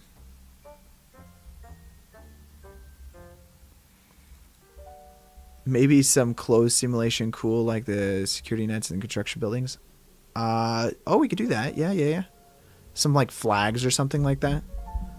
Cloth simulations. I don't know why I read that as clothes. Cloth simulations. Security nets in the construction buildings. Security nets. That's actually not a bad idea. Okay, so we got these FBX for the fighter jets. Let's see what we got. Well, probably replace these jets.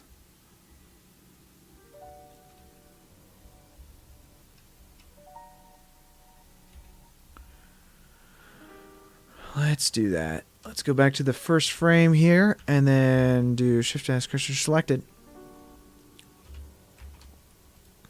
There we go. And then let's do File, Import.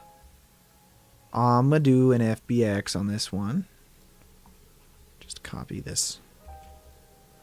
We're going to have to retexture all of this, by the way, because I'm fairly certain, if I remember correctly, none of... Yeah, that's not going to work.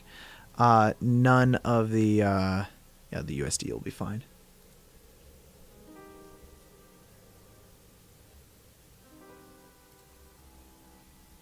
Let's do paste. USD. I think we have to make it so that it doesn't reset the... it's 1 to 83. I guess it doesn't really matter. I could just redo this every time.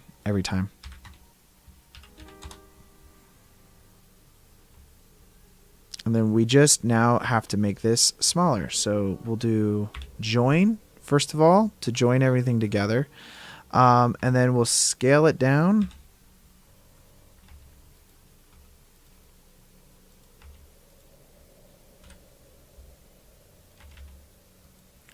And as far as scale is concerned, it might be roughly the right size. And here's what I recommend doing. So we have kind of this setup. Let's select this guy, and then we'll say cursor to select it. So that way the cursor is in the center of our jet here. And we'll do set origin to 3D cursor. So now if we want, we can rotate our jet independently. And let's select the cube, and we'll say Control P, Object, Keep Transform. And then with this cube selected, we will then make it disappear and then also not render. So now, this jet is probably a little big. Let's do that. I'm going to set a keyframe here, and then that way we can actually...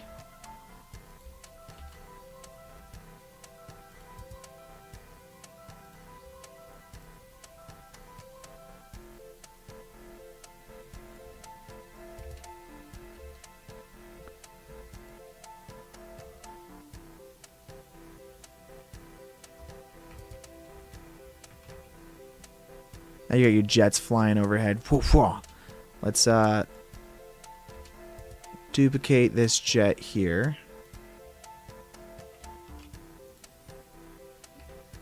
We'll say Alt-P, clear parent, keep transform. And I'm going to probably just...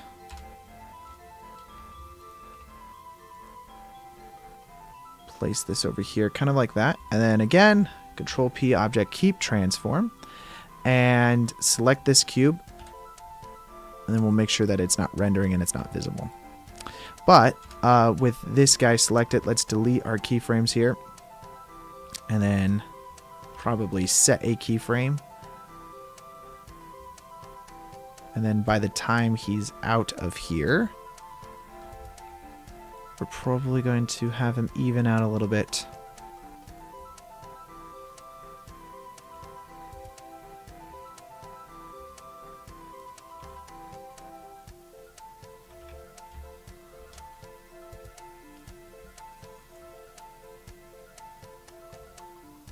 So now you got your two jets flying.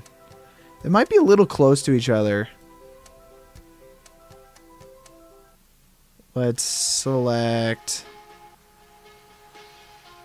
our invisible cubes that we had. Where are those guys at? There they are. Cube, cube. Boom, boom. Let's grab this guy here, and then let's just make him a little further back. One further back, basically.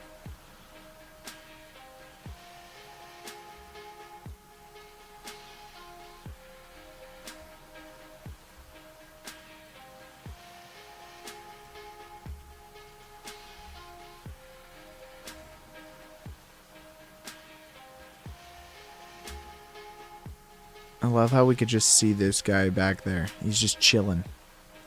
He's just chilling, man. Just select that cube. And again, we'll just probably grab him and make him further back, like so. Let's delete that keyframe. Whoops.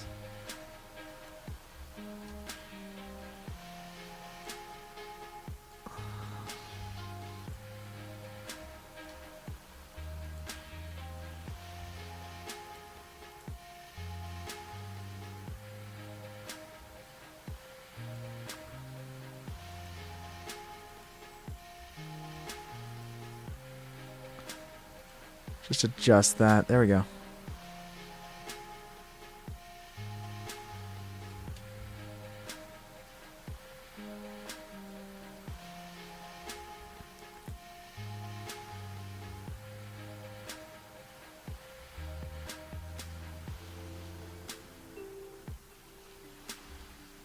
It's pretty close. Hey, Diego. Welcome to the chat. Welcome back. Long time no see.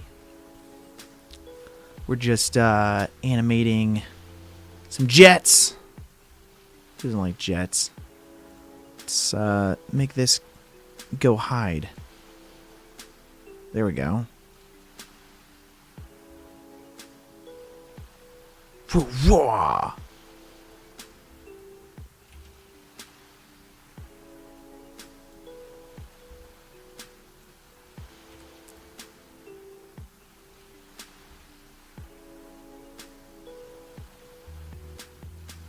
Realistically, this would be closed, would it not? I think this would be closed.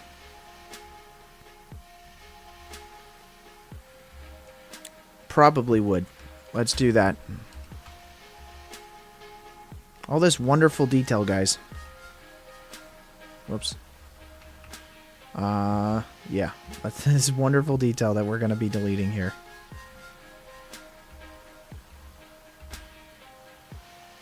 I believe the final version, by the way, if you guys were to go purchase this, is rigged. My version was before they actually finished, like, making them. So that's why mine is like this. But if you guys go grab these off of the Action VFX website, then it would be actually rigged. Unfortunately, I do not have a rigged version. Okay, let's just... Oh my god.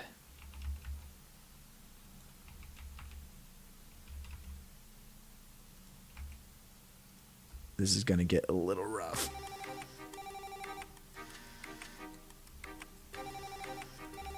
It's fine. No one will know. No one will know. It's going to be a motion. It's like so fast. It's going to be like a blur. I don't think anyone's ever going to see this. But, you know, it's good for us. It's good for my mental health. There's so many little bolts, guys. Let's delete that. There we go. And then select this guy, and then we'll just clean it up a little bit.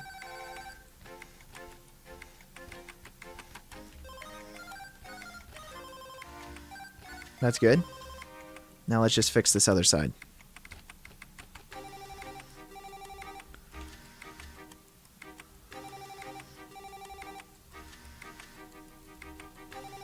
Grab that.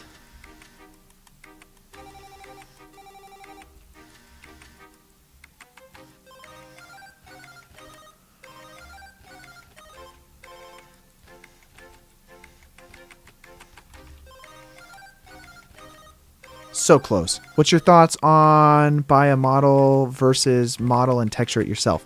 So I used to be under the opinion that an artist, you know, had to make everything themselves. I don't know. That was just like kind of like ingrained in me from like when I was a kid. Like, oh, well, you're not really, it's not really your shot if, or it's not like your VFX shot if you didn't do it yourself. That's just BS. I think that like the way the actual industry works is like when you actually work in the industry is that you do your job and that there is somebody else that does their job and you work together as a team. So there's nothing wrong with purchasing assets or purchasing 3D objects like this, 3D files, because in the end of the day, you know, somebody else made this and they made it so they can sell it because that's their job. Your job is to maybe do lighting or animation or do compositing. As long as you're not taking credit for, you know, making the 3D file, then there is nothing wrong with purchasing a 3D file from someone else. I think I have to take out the wheels in this one. I think there's a lot of like misconceptions as to like whose responsibility it is to like make things. And I think in the end of the day, it's like as long as you're giving credit to the right people, then you should be able to buy 3D you know, assets and use those assets, because more than likely those 3D assets are going to be better in regards to potentially well, they will be better, but more than likely they'll be rigged properly, and so that way when you get an actual job, you'll know how to work with real rigs rather than janky rigs that maybe you're doing yourself. I think even if you are trying to learn how to model, it is helpful to use other people's models, because then you can learn how they do things, how they work with stuff. It's really valuable, kind of like an educational experience to crack open somebody else's project files and use them.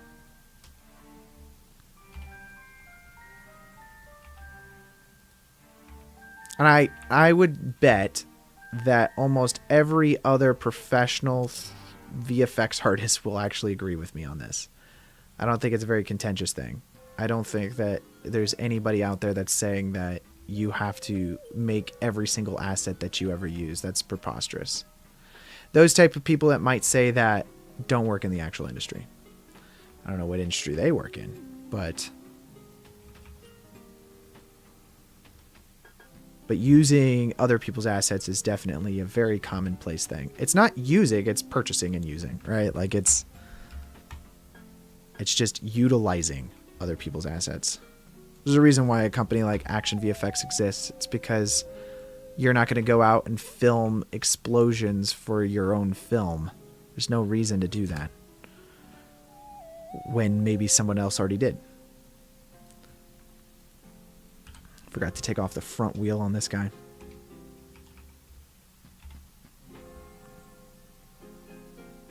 The films I work on, does production buy a lot of the assets? They do, yeah. Usually we have it worked into kind of like our bidding system. When we go and bid a job, we have an understanding of like what type of assets we're potentially going to need to purchase, and then we work that into our bid. So it's not like them directly buying the asset as much it is we know that we need to purchase assets, so we just bill accordingly for it.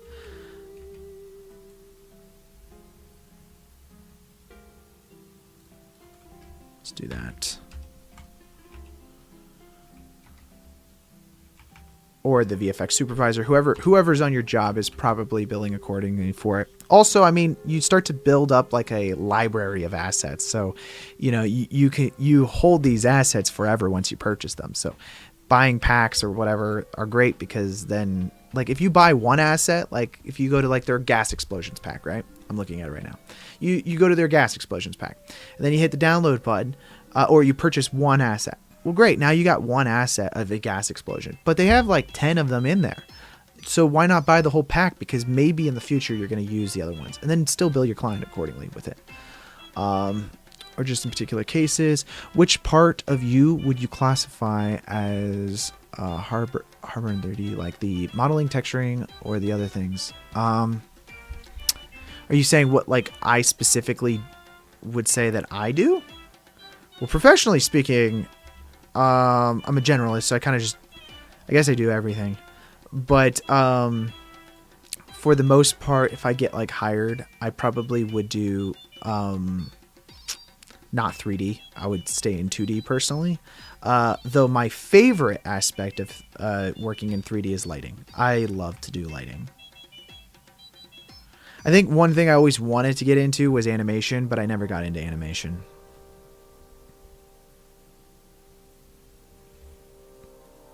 I recently started practicing doing some animation, I was trying to do some lip syncing stuff.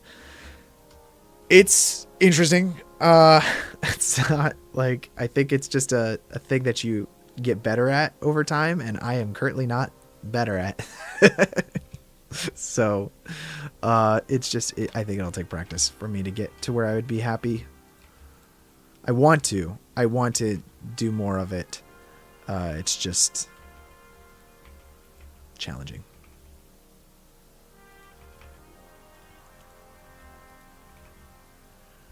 Okay, that works for that bush or tree-ish kind of thing there. I might recommend... What do you guys think for the rest of the kind of like structure? Do we want to add more over here? What's the vibe that we're going with? Is that... Oh, I see.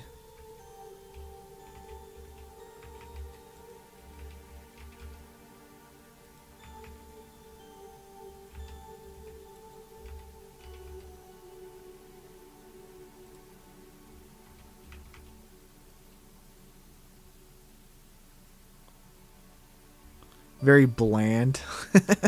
That's true. I know they do. I'm just like... I'm wanting to do... Like, what's in my head is kind of like the Hydra base that Captain America's at the end of or not Winter Soldier, but in the first Avenger, where it's kind of almost futuristic. That's almost stolen from the Iron Man cave right there. Let's actually take this. We'll do object real quick. We'll view it in object. There we go. That's fine. And then let's take this whole number here, and I'm just going to smooth it out a little bit. So let's go into sculpt mode. I kind of want to smooth that, so let's use that.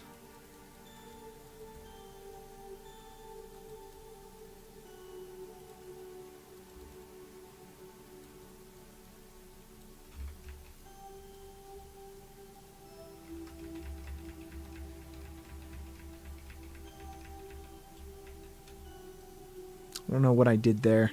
Let's see. I might need to use like a draw. I think my vertexes are slightly screwed up or something.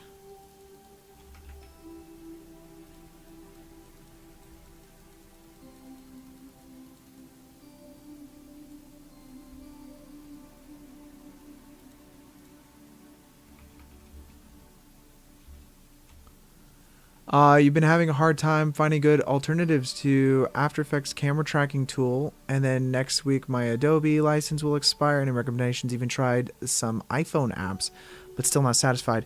This was tracked directly inside of Blender. So if you didn't check out last week's live stream, I definitely recommend doing that. We also have a cut down of the full tutorial on the Patreon right now. So if you want to check that out, then I definitely recommend it.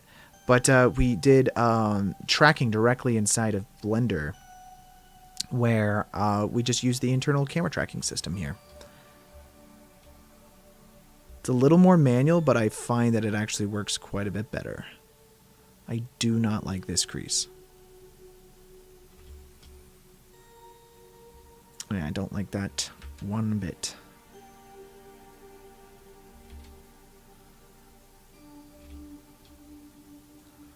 And let's see. Let's look at the rest of this. This is all just kind of like dirt.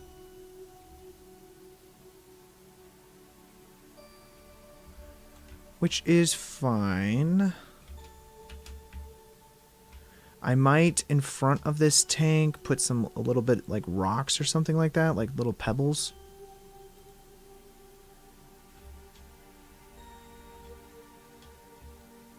You're stuck using the internal tracking system? Oh, you suck at using the internal tracking system. Yeah, I think it takes a little bit of getting used to. It's a lot more manual than like After Effects, because After Effects you literally just drag and drop. The problem is I found with After Effects is that its tracking system is kind of like more 2.5D than anything. It's really not like 3D. I don't know, that's just been my experience, is the tracking in it is just, the quality of it is just not quite as good.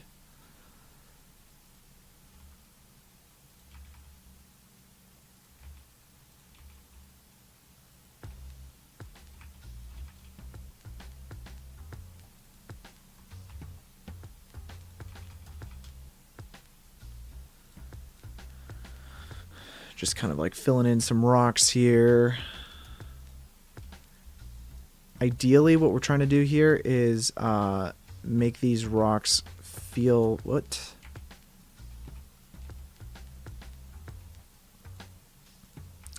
No, this isn't Last Airbender. They're not supposed to be floating in the air.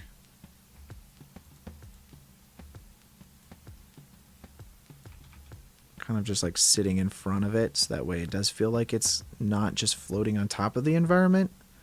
Try to make it feel like it's more rocky around it.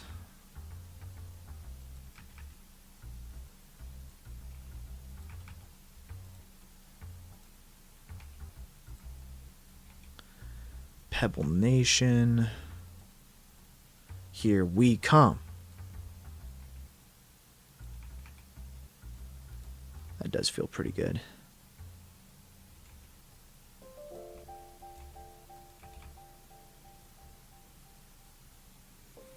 Maybe some fences look cool. Yeah, possibly. When using Blender, I get the tracking points to weirdly expand and or rotate, so the solve error never gets below 1 pixel. What?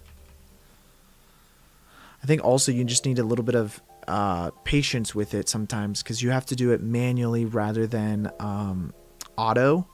And I find with with Nuke is that it's like I'm just auto tracking things.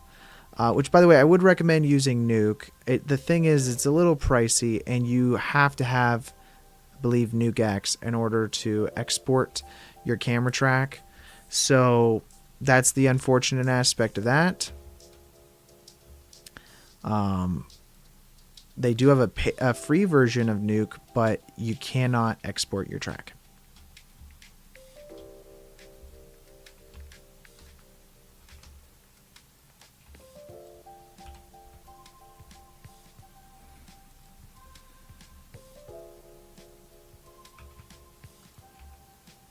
Which is quite unfortunate, because the difference between the paid version and the free version is very expensive. Oh! Where's... There they are. I love that these rocks are animated. Why would we ever want rocks animated? I don't know.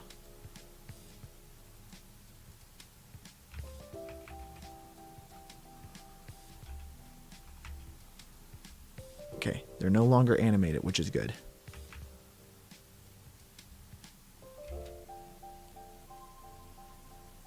That'll really help later when we're trying to really set this into the scene. You burn down your Mac.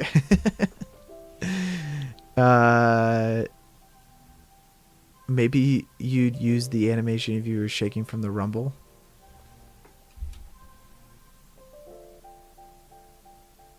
Yeah.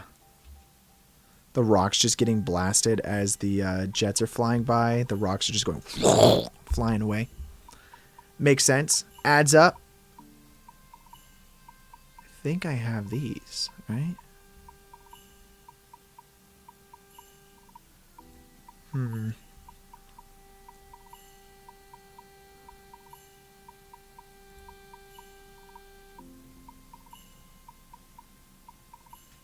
Yeah, we haven't gotten into any lighting or shading yet, so it's hard to think about adding in like smoke assets right now, but yeah, I think now next up we're gonna want to start working on some of the projection aspect of things. There's a couple ways to do that. For instance, let's grab this guy real quick. If we go to this is using a dry soil material, which we are definitely not going to want, so we'll just remove that. I'm going to create a new material called projection. And this is just like a quick, easy way of doing this. Probably going to want to have it anyways on this edge here. If we then grab everything, and we're going to create a vertical split here. Let's go to our UV editor. And I believe under, if we open this up as a shader editor,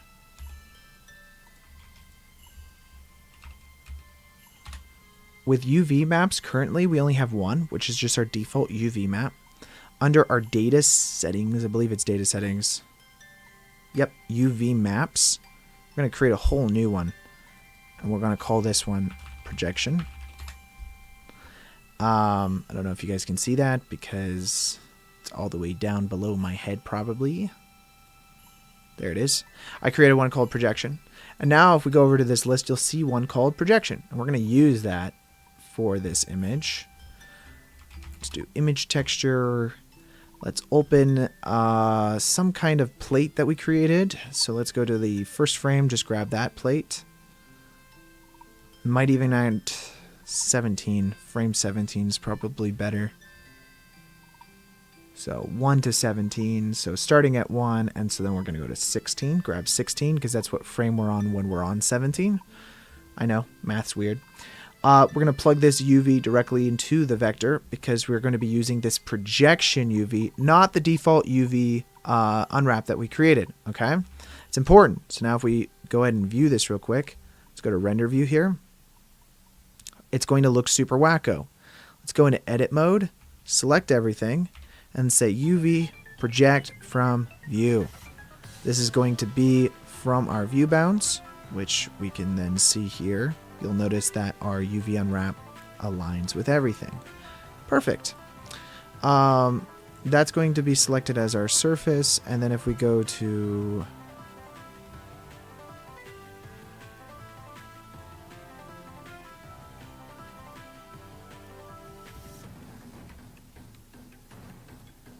do I have to hit a sign? What's going on here? Why is that not visible?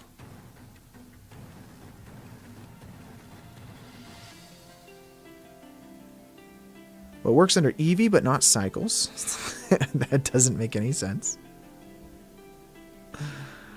Let's go film. Film and then transparent. I have the image loaded here. First of all, also you're going to want to swap this to ACES CG because it's actually ACES CG is what we're importing here.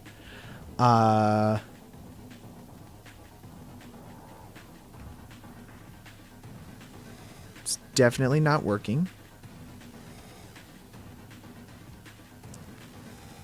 Let's swap this for Eevee right now. That's not working either. From instance, UV projection.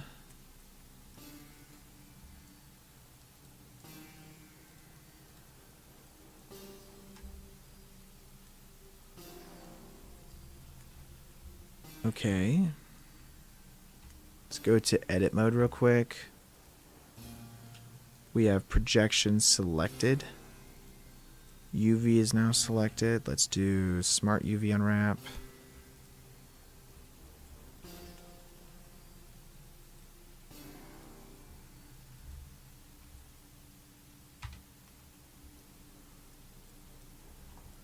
No, I don't think it's the color space configuration. I mean, we can always test this. Let's do...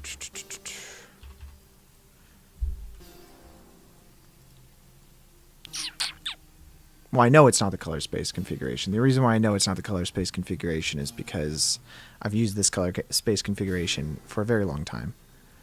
If we go to the preview, we can actually see that the cube is aligned up. Let's just save and close. Sometimes saving and closing is the best way to go about these things, guys.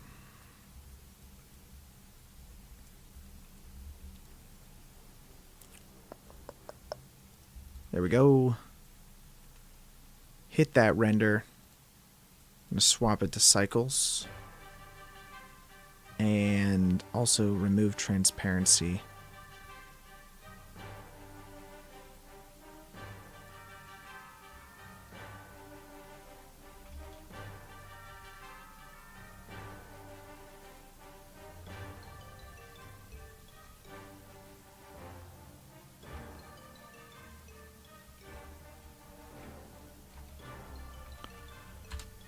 Such a weird bug. I've never actually had this problem before.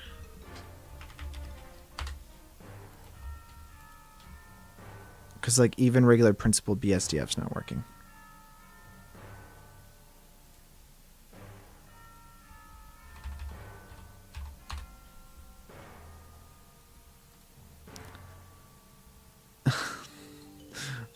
Okay. Okay.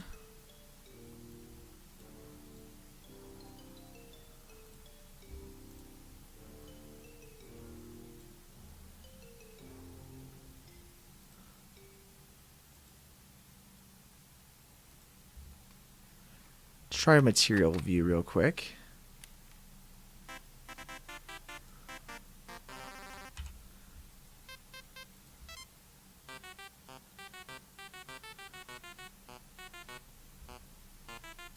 Is this a setting I have selected as in like over here for visibility? Ah, shadow catcher.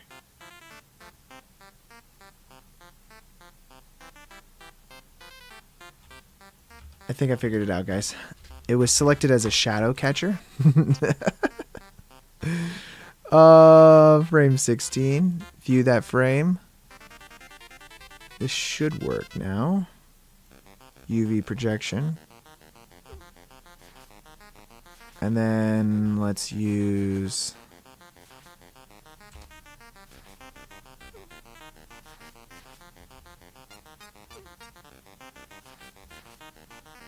It's still doing the, I think it's still transparent. One second. Because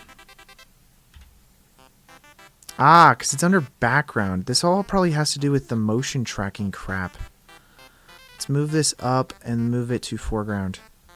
There we go. Whatever's in the background doesn't, like, actually... I have no clue. It's the whole motion tracking crap that, Blender has part of it. Okay, great. So now we've got this.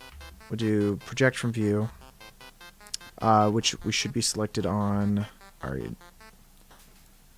projection node there. And let's make sure under data that we've got that selected as well. Perfect. And then now we'll do project from view.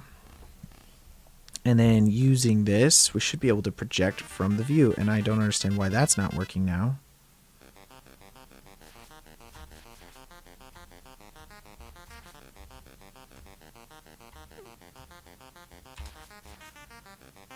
Let's do... Oh, it might be this, actually. Let's apply these.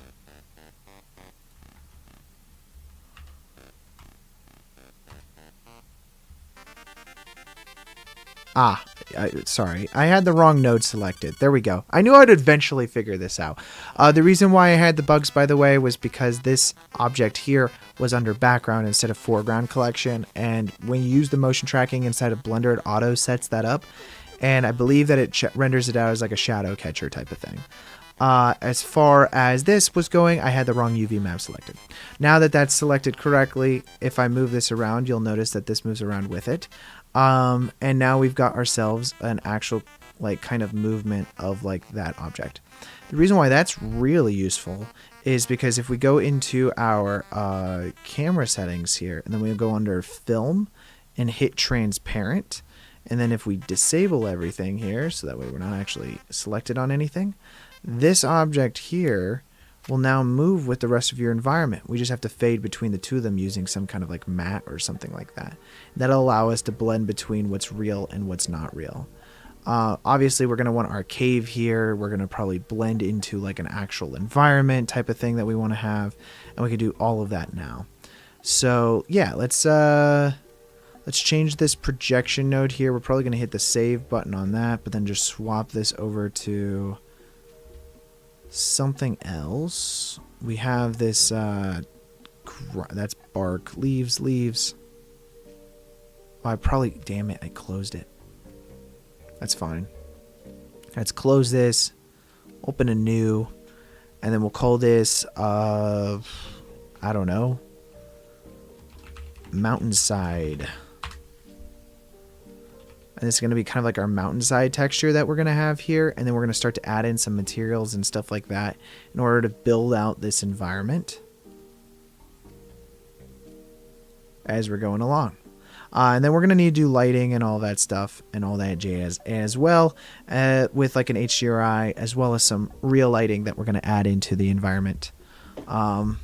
which let's, for right now, let's go and select, probably save that. Select the projection one that we have here. I'm going to add in an image texture, and we're going to create a new image texture. I'm going to call this, make it 4096 by 4096, and then hit new image. If we go ahead and view that real quick, you'll notice that it is just a black image that we just generated. If we go over into our texture painting now, and inside of our texture painting, we're going to want to paint specifically kind of like this edge here, right? Because we're blending from the real environment into whatever we have here. Okay, so let's start to paint this out. Which this is a really hefty image, so we probably could have gone and just made it like a smaller image. That way I would have gotten faster playback. Let's make sure that's all set to solid and all that stuff. Oh, 1 second. I just realized our UV projection that we're using on this specific image is kind of whack. So let's, after this unfreezes. We froze up our computer again, guys. This is our weekly occurrence, okay? We know that we're going to do this, all right? It's just all part of the game, okay? Let's see. Let's go back to layout. We're going to use UV image and then set this to UV map, which was what we set to smart vector unwrap, right? So like if we selected everything and then said smart UV project, it's going to create these islands here that'll make it easier for us to paint on top of. And then let's delete that image and then hit new, and then we're going to call this matte merge 1. And we're going to make this smaller. Let's do 2046 by 2046, half the size. And then now if we go over to texture painting this, should be a little bit easier. I'm just going to kind of paint this edge here. Which...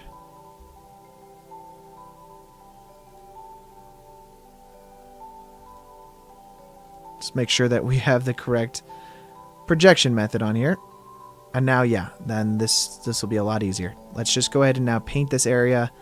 This right here, we're going to be using kind of like wherever white is going to be is kind of the area in which is going to be the original image.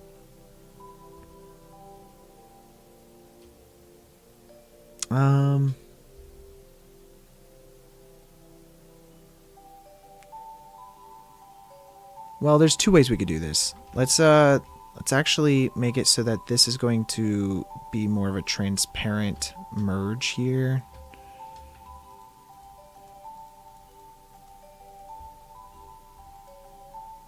Something like that.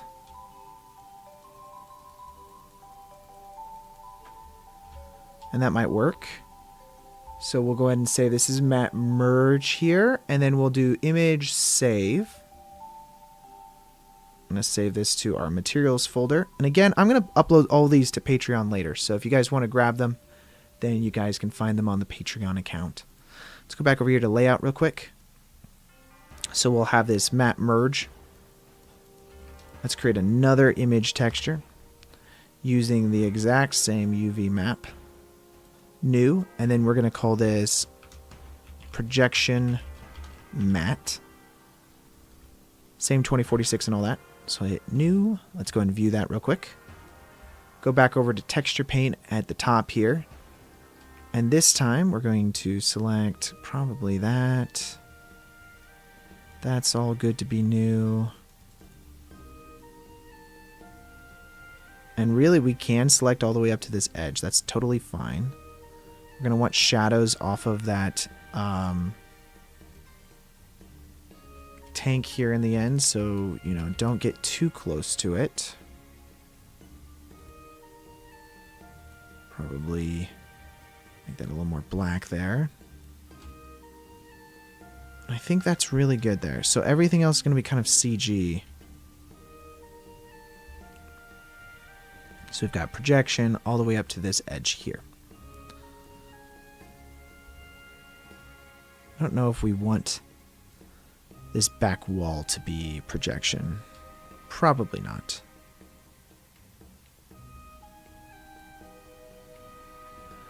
Okay, and then we'll go ahead and hit image, save image, and then we're going to call that projection mat. Perfect layout.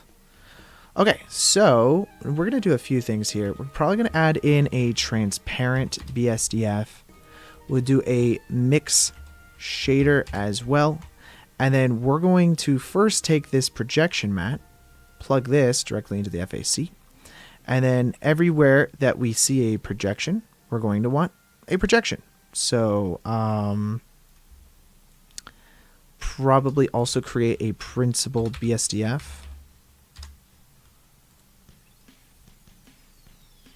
And then that principled BSDF is going to be into the top here. Our projection that we have here is going to be into the bottom. And that's using this projection BSDF image that we just created. And then we have this transparent BSDF, which we're going to want to then drag over here. And we're going to use this other mat that we created all the way back at the beginning. I'm going to be using the same UV map for all of that. And let's see. Do another mix shader here. This time using that into the bottom, this material into the top, and then this material from the map merge. Now if we go ahead and view that, should be a little closer to what we want. And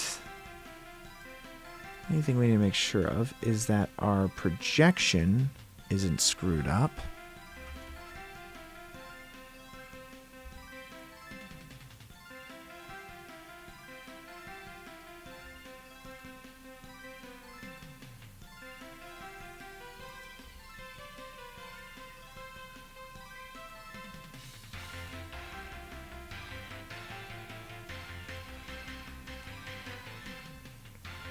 Alright, we have projection selected. Let's do project from view. Perfect.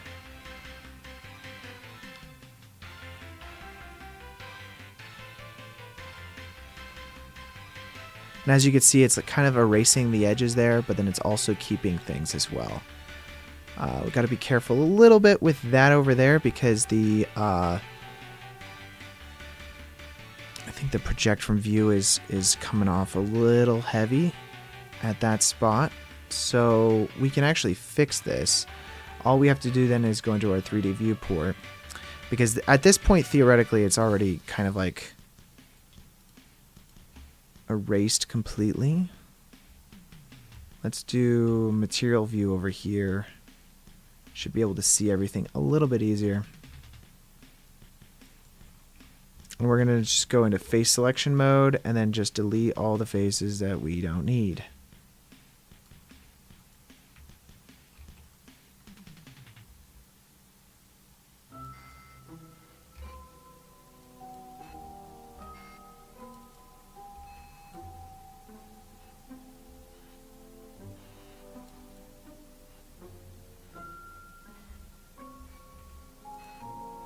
There we go. And then we'll need to go back over to our texture paint. And then from our texture paint, at this point, we can select probably our map merge that we have. And then over in our data, we want to make sure that we're selected on the UV map. Oops. And now we could just go in with our tool and make sure that we're painting in a little bit of white here. I'm just going to be erasing the edge of this.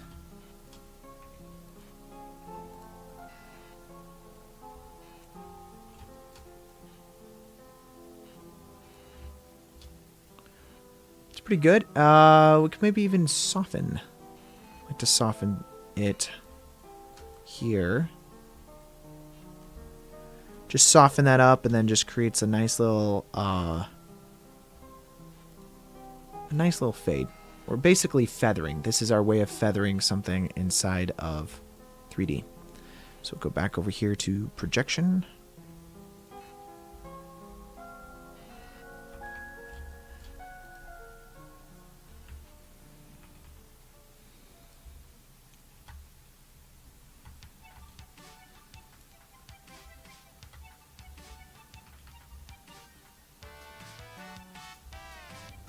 We have like a little bit of a bug here.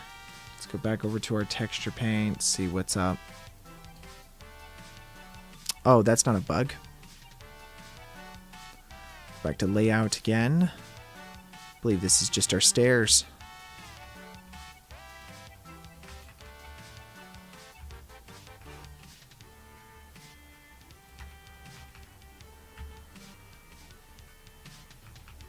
Great. So then we now have kind of like this seamless texture here that we created. I think we just need that a little bit cleaner. Where's that coming from?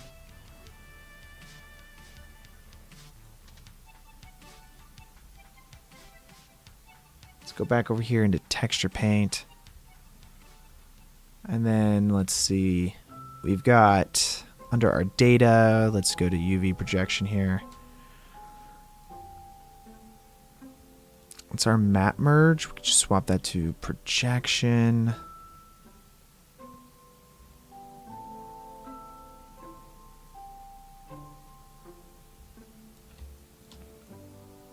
Probably fixing that edge up a little bit.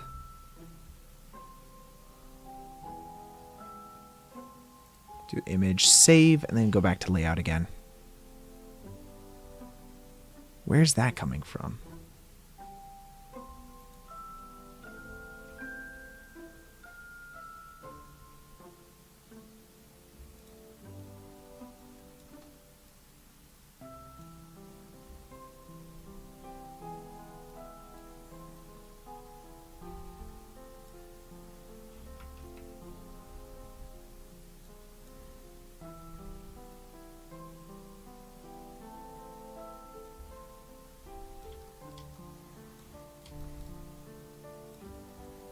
Let's do that.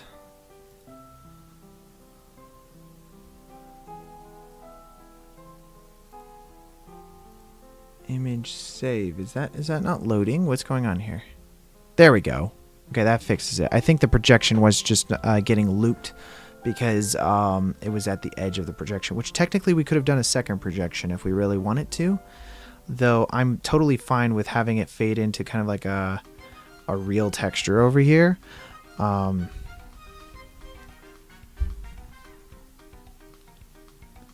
Yeah, I'm fine with that. That looks nice. How much work needs to put into CGI? 100%, dude. Yeah, it can get a little tedious for sure. Let's go to texture paint over here and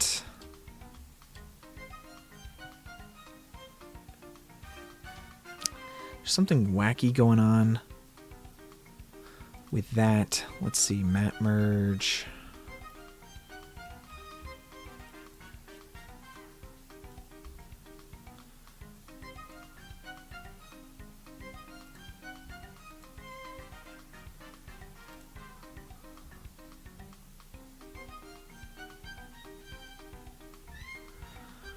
Huh, okay. So that's happening from, I think from this.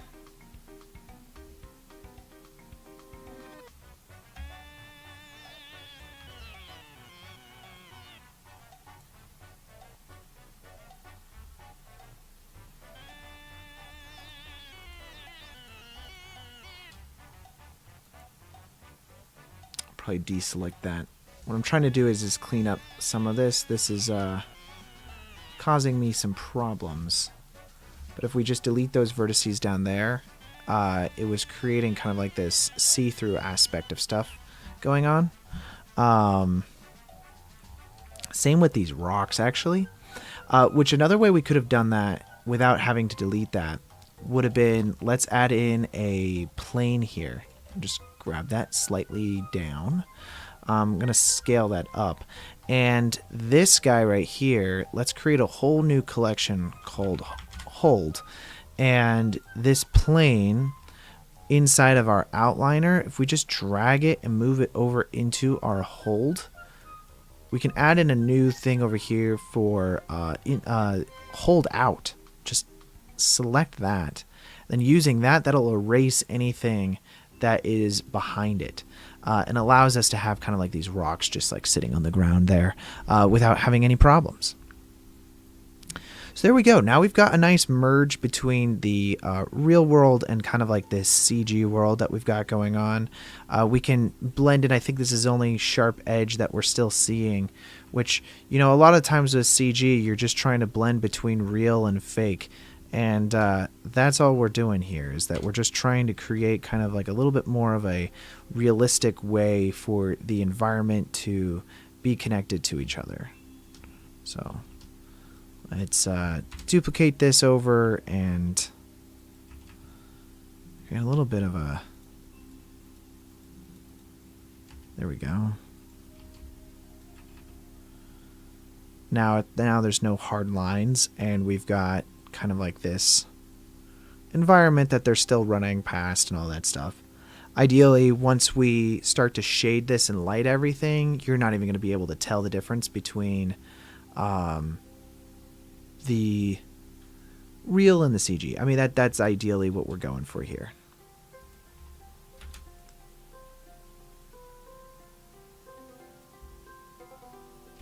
Once we'll have like smoke go when the jets are flying by too. I think that'll also really help if like smoke gets kicked up and all that stuff.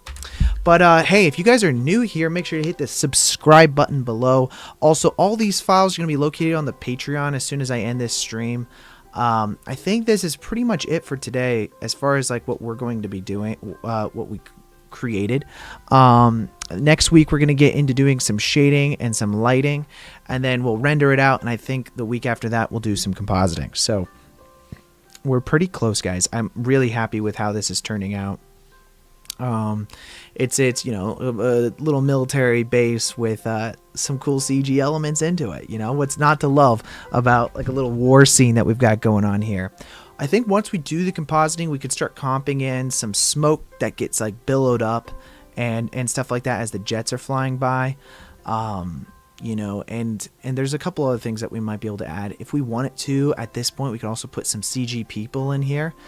We might do that. I mean, we have some photo scans of people and whatnot, right?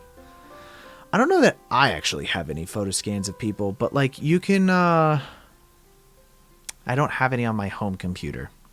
I have some at work because we've been doing a lot of that kind of stuff for like crowd replacements and whatnot. But like if we wanted to, we could totally put somebody up here that's maybe running in the opposite direction or whatever.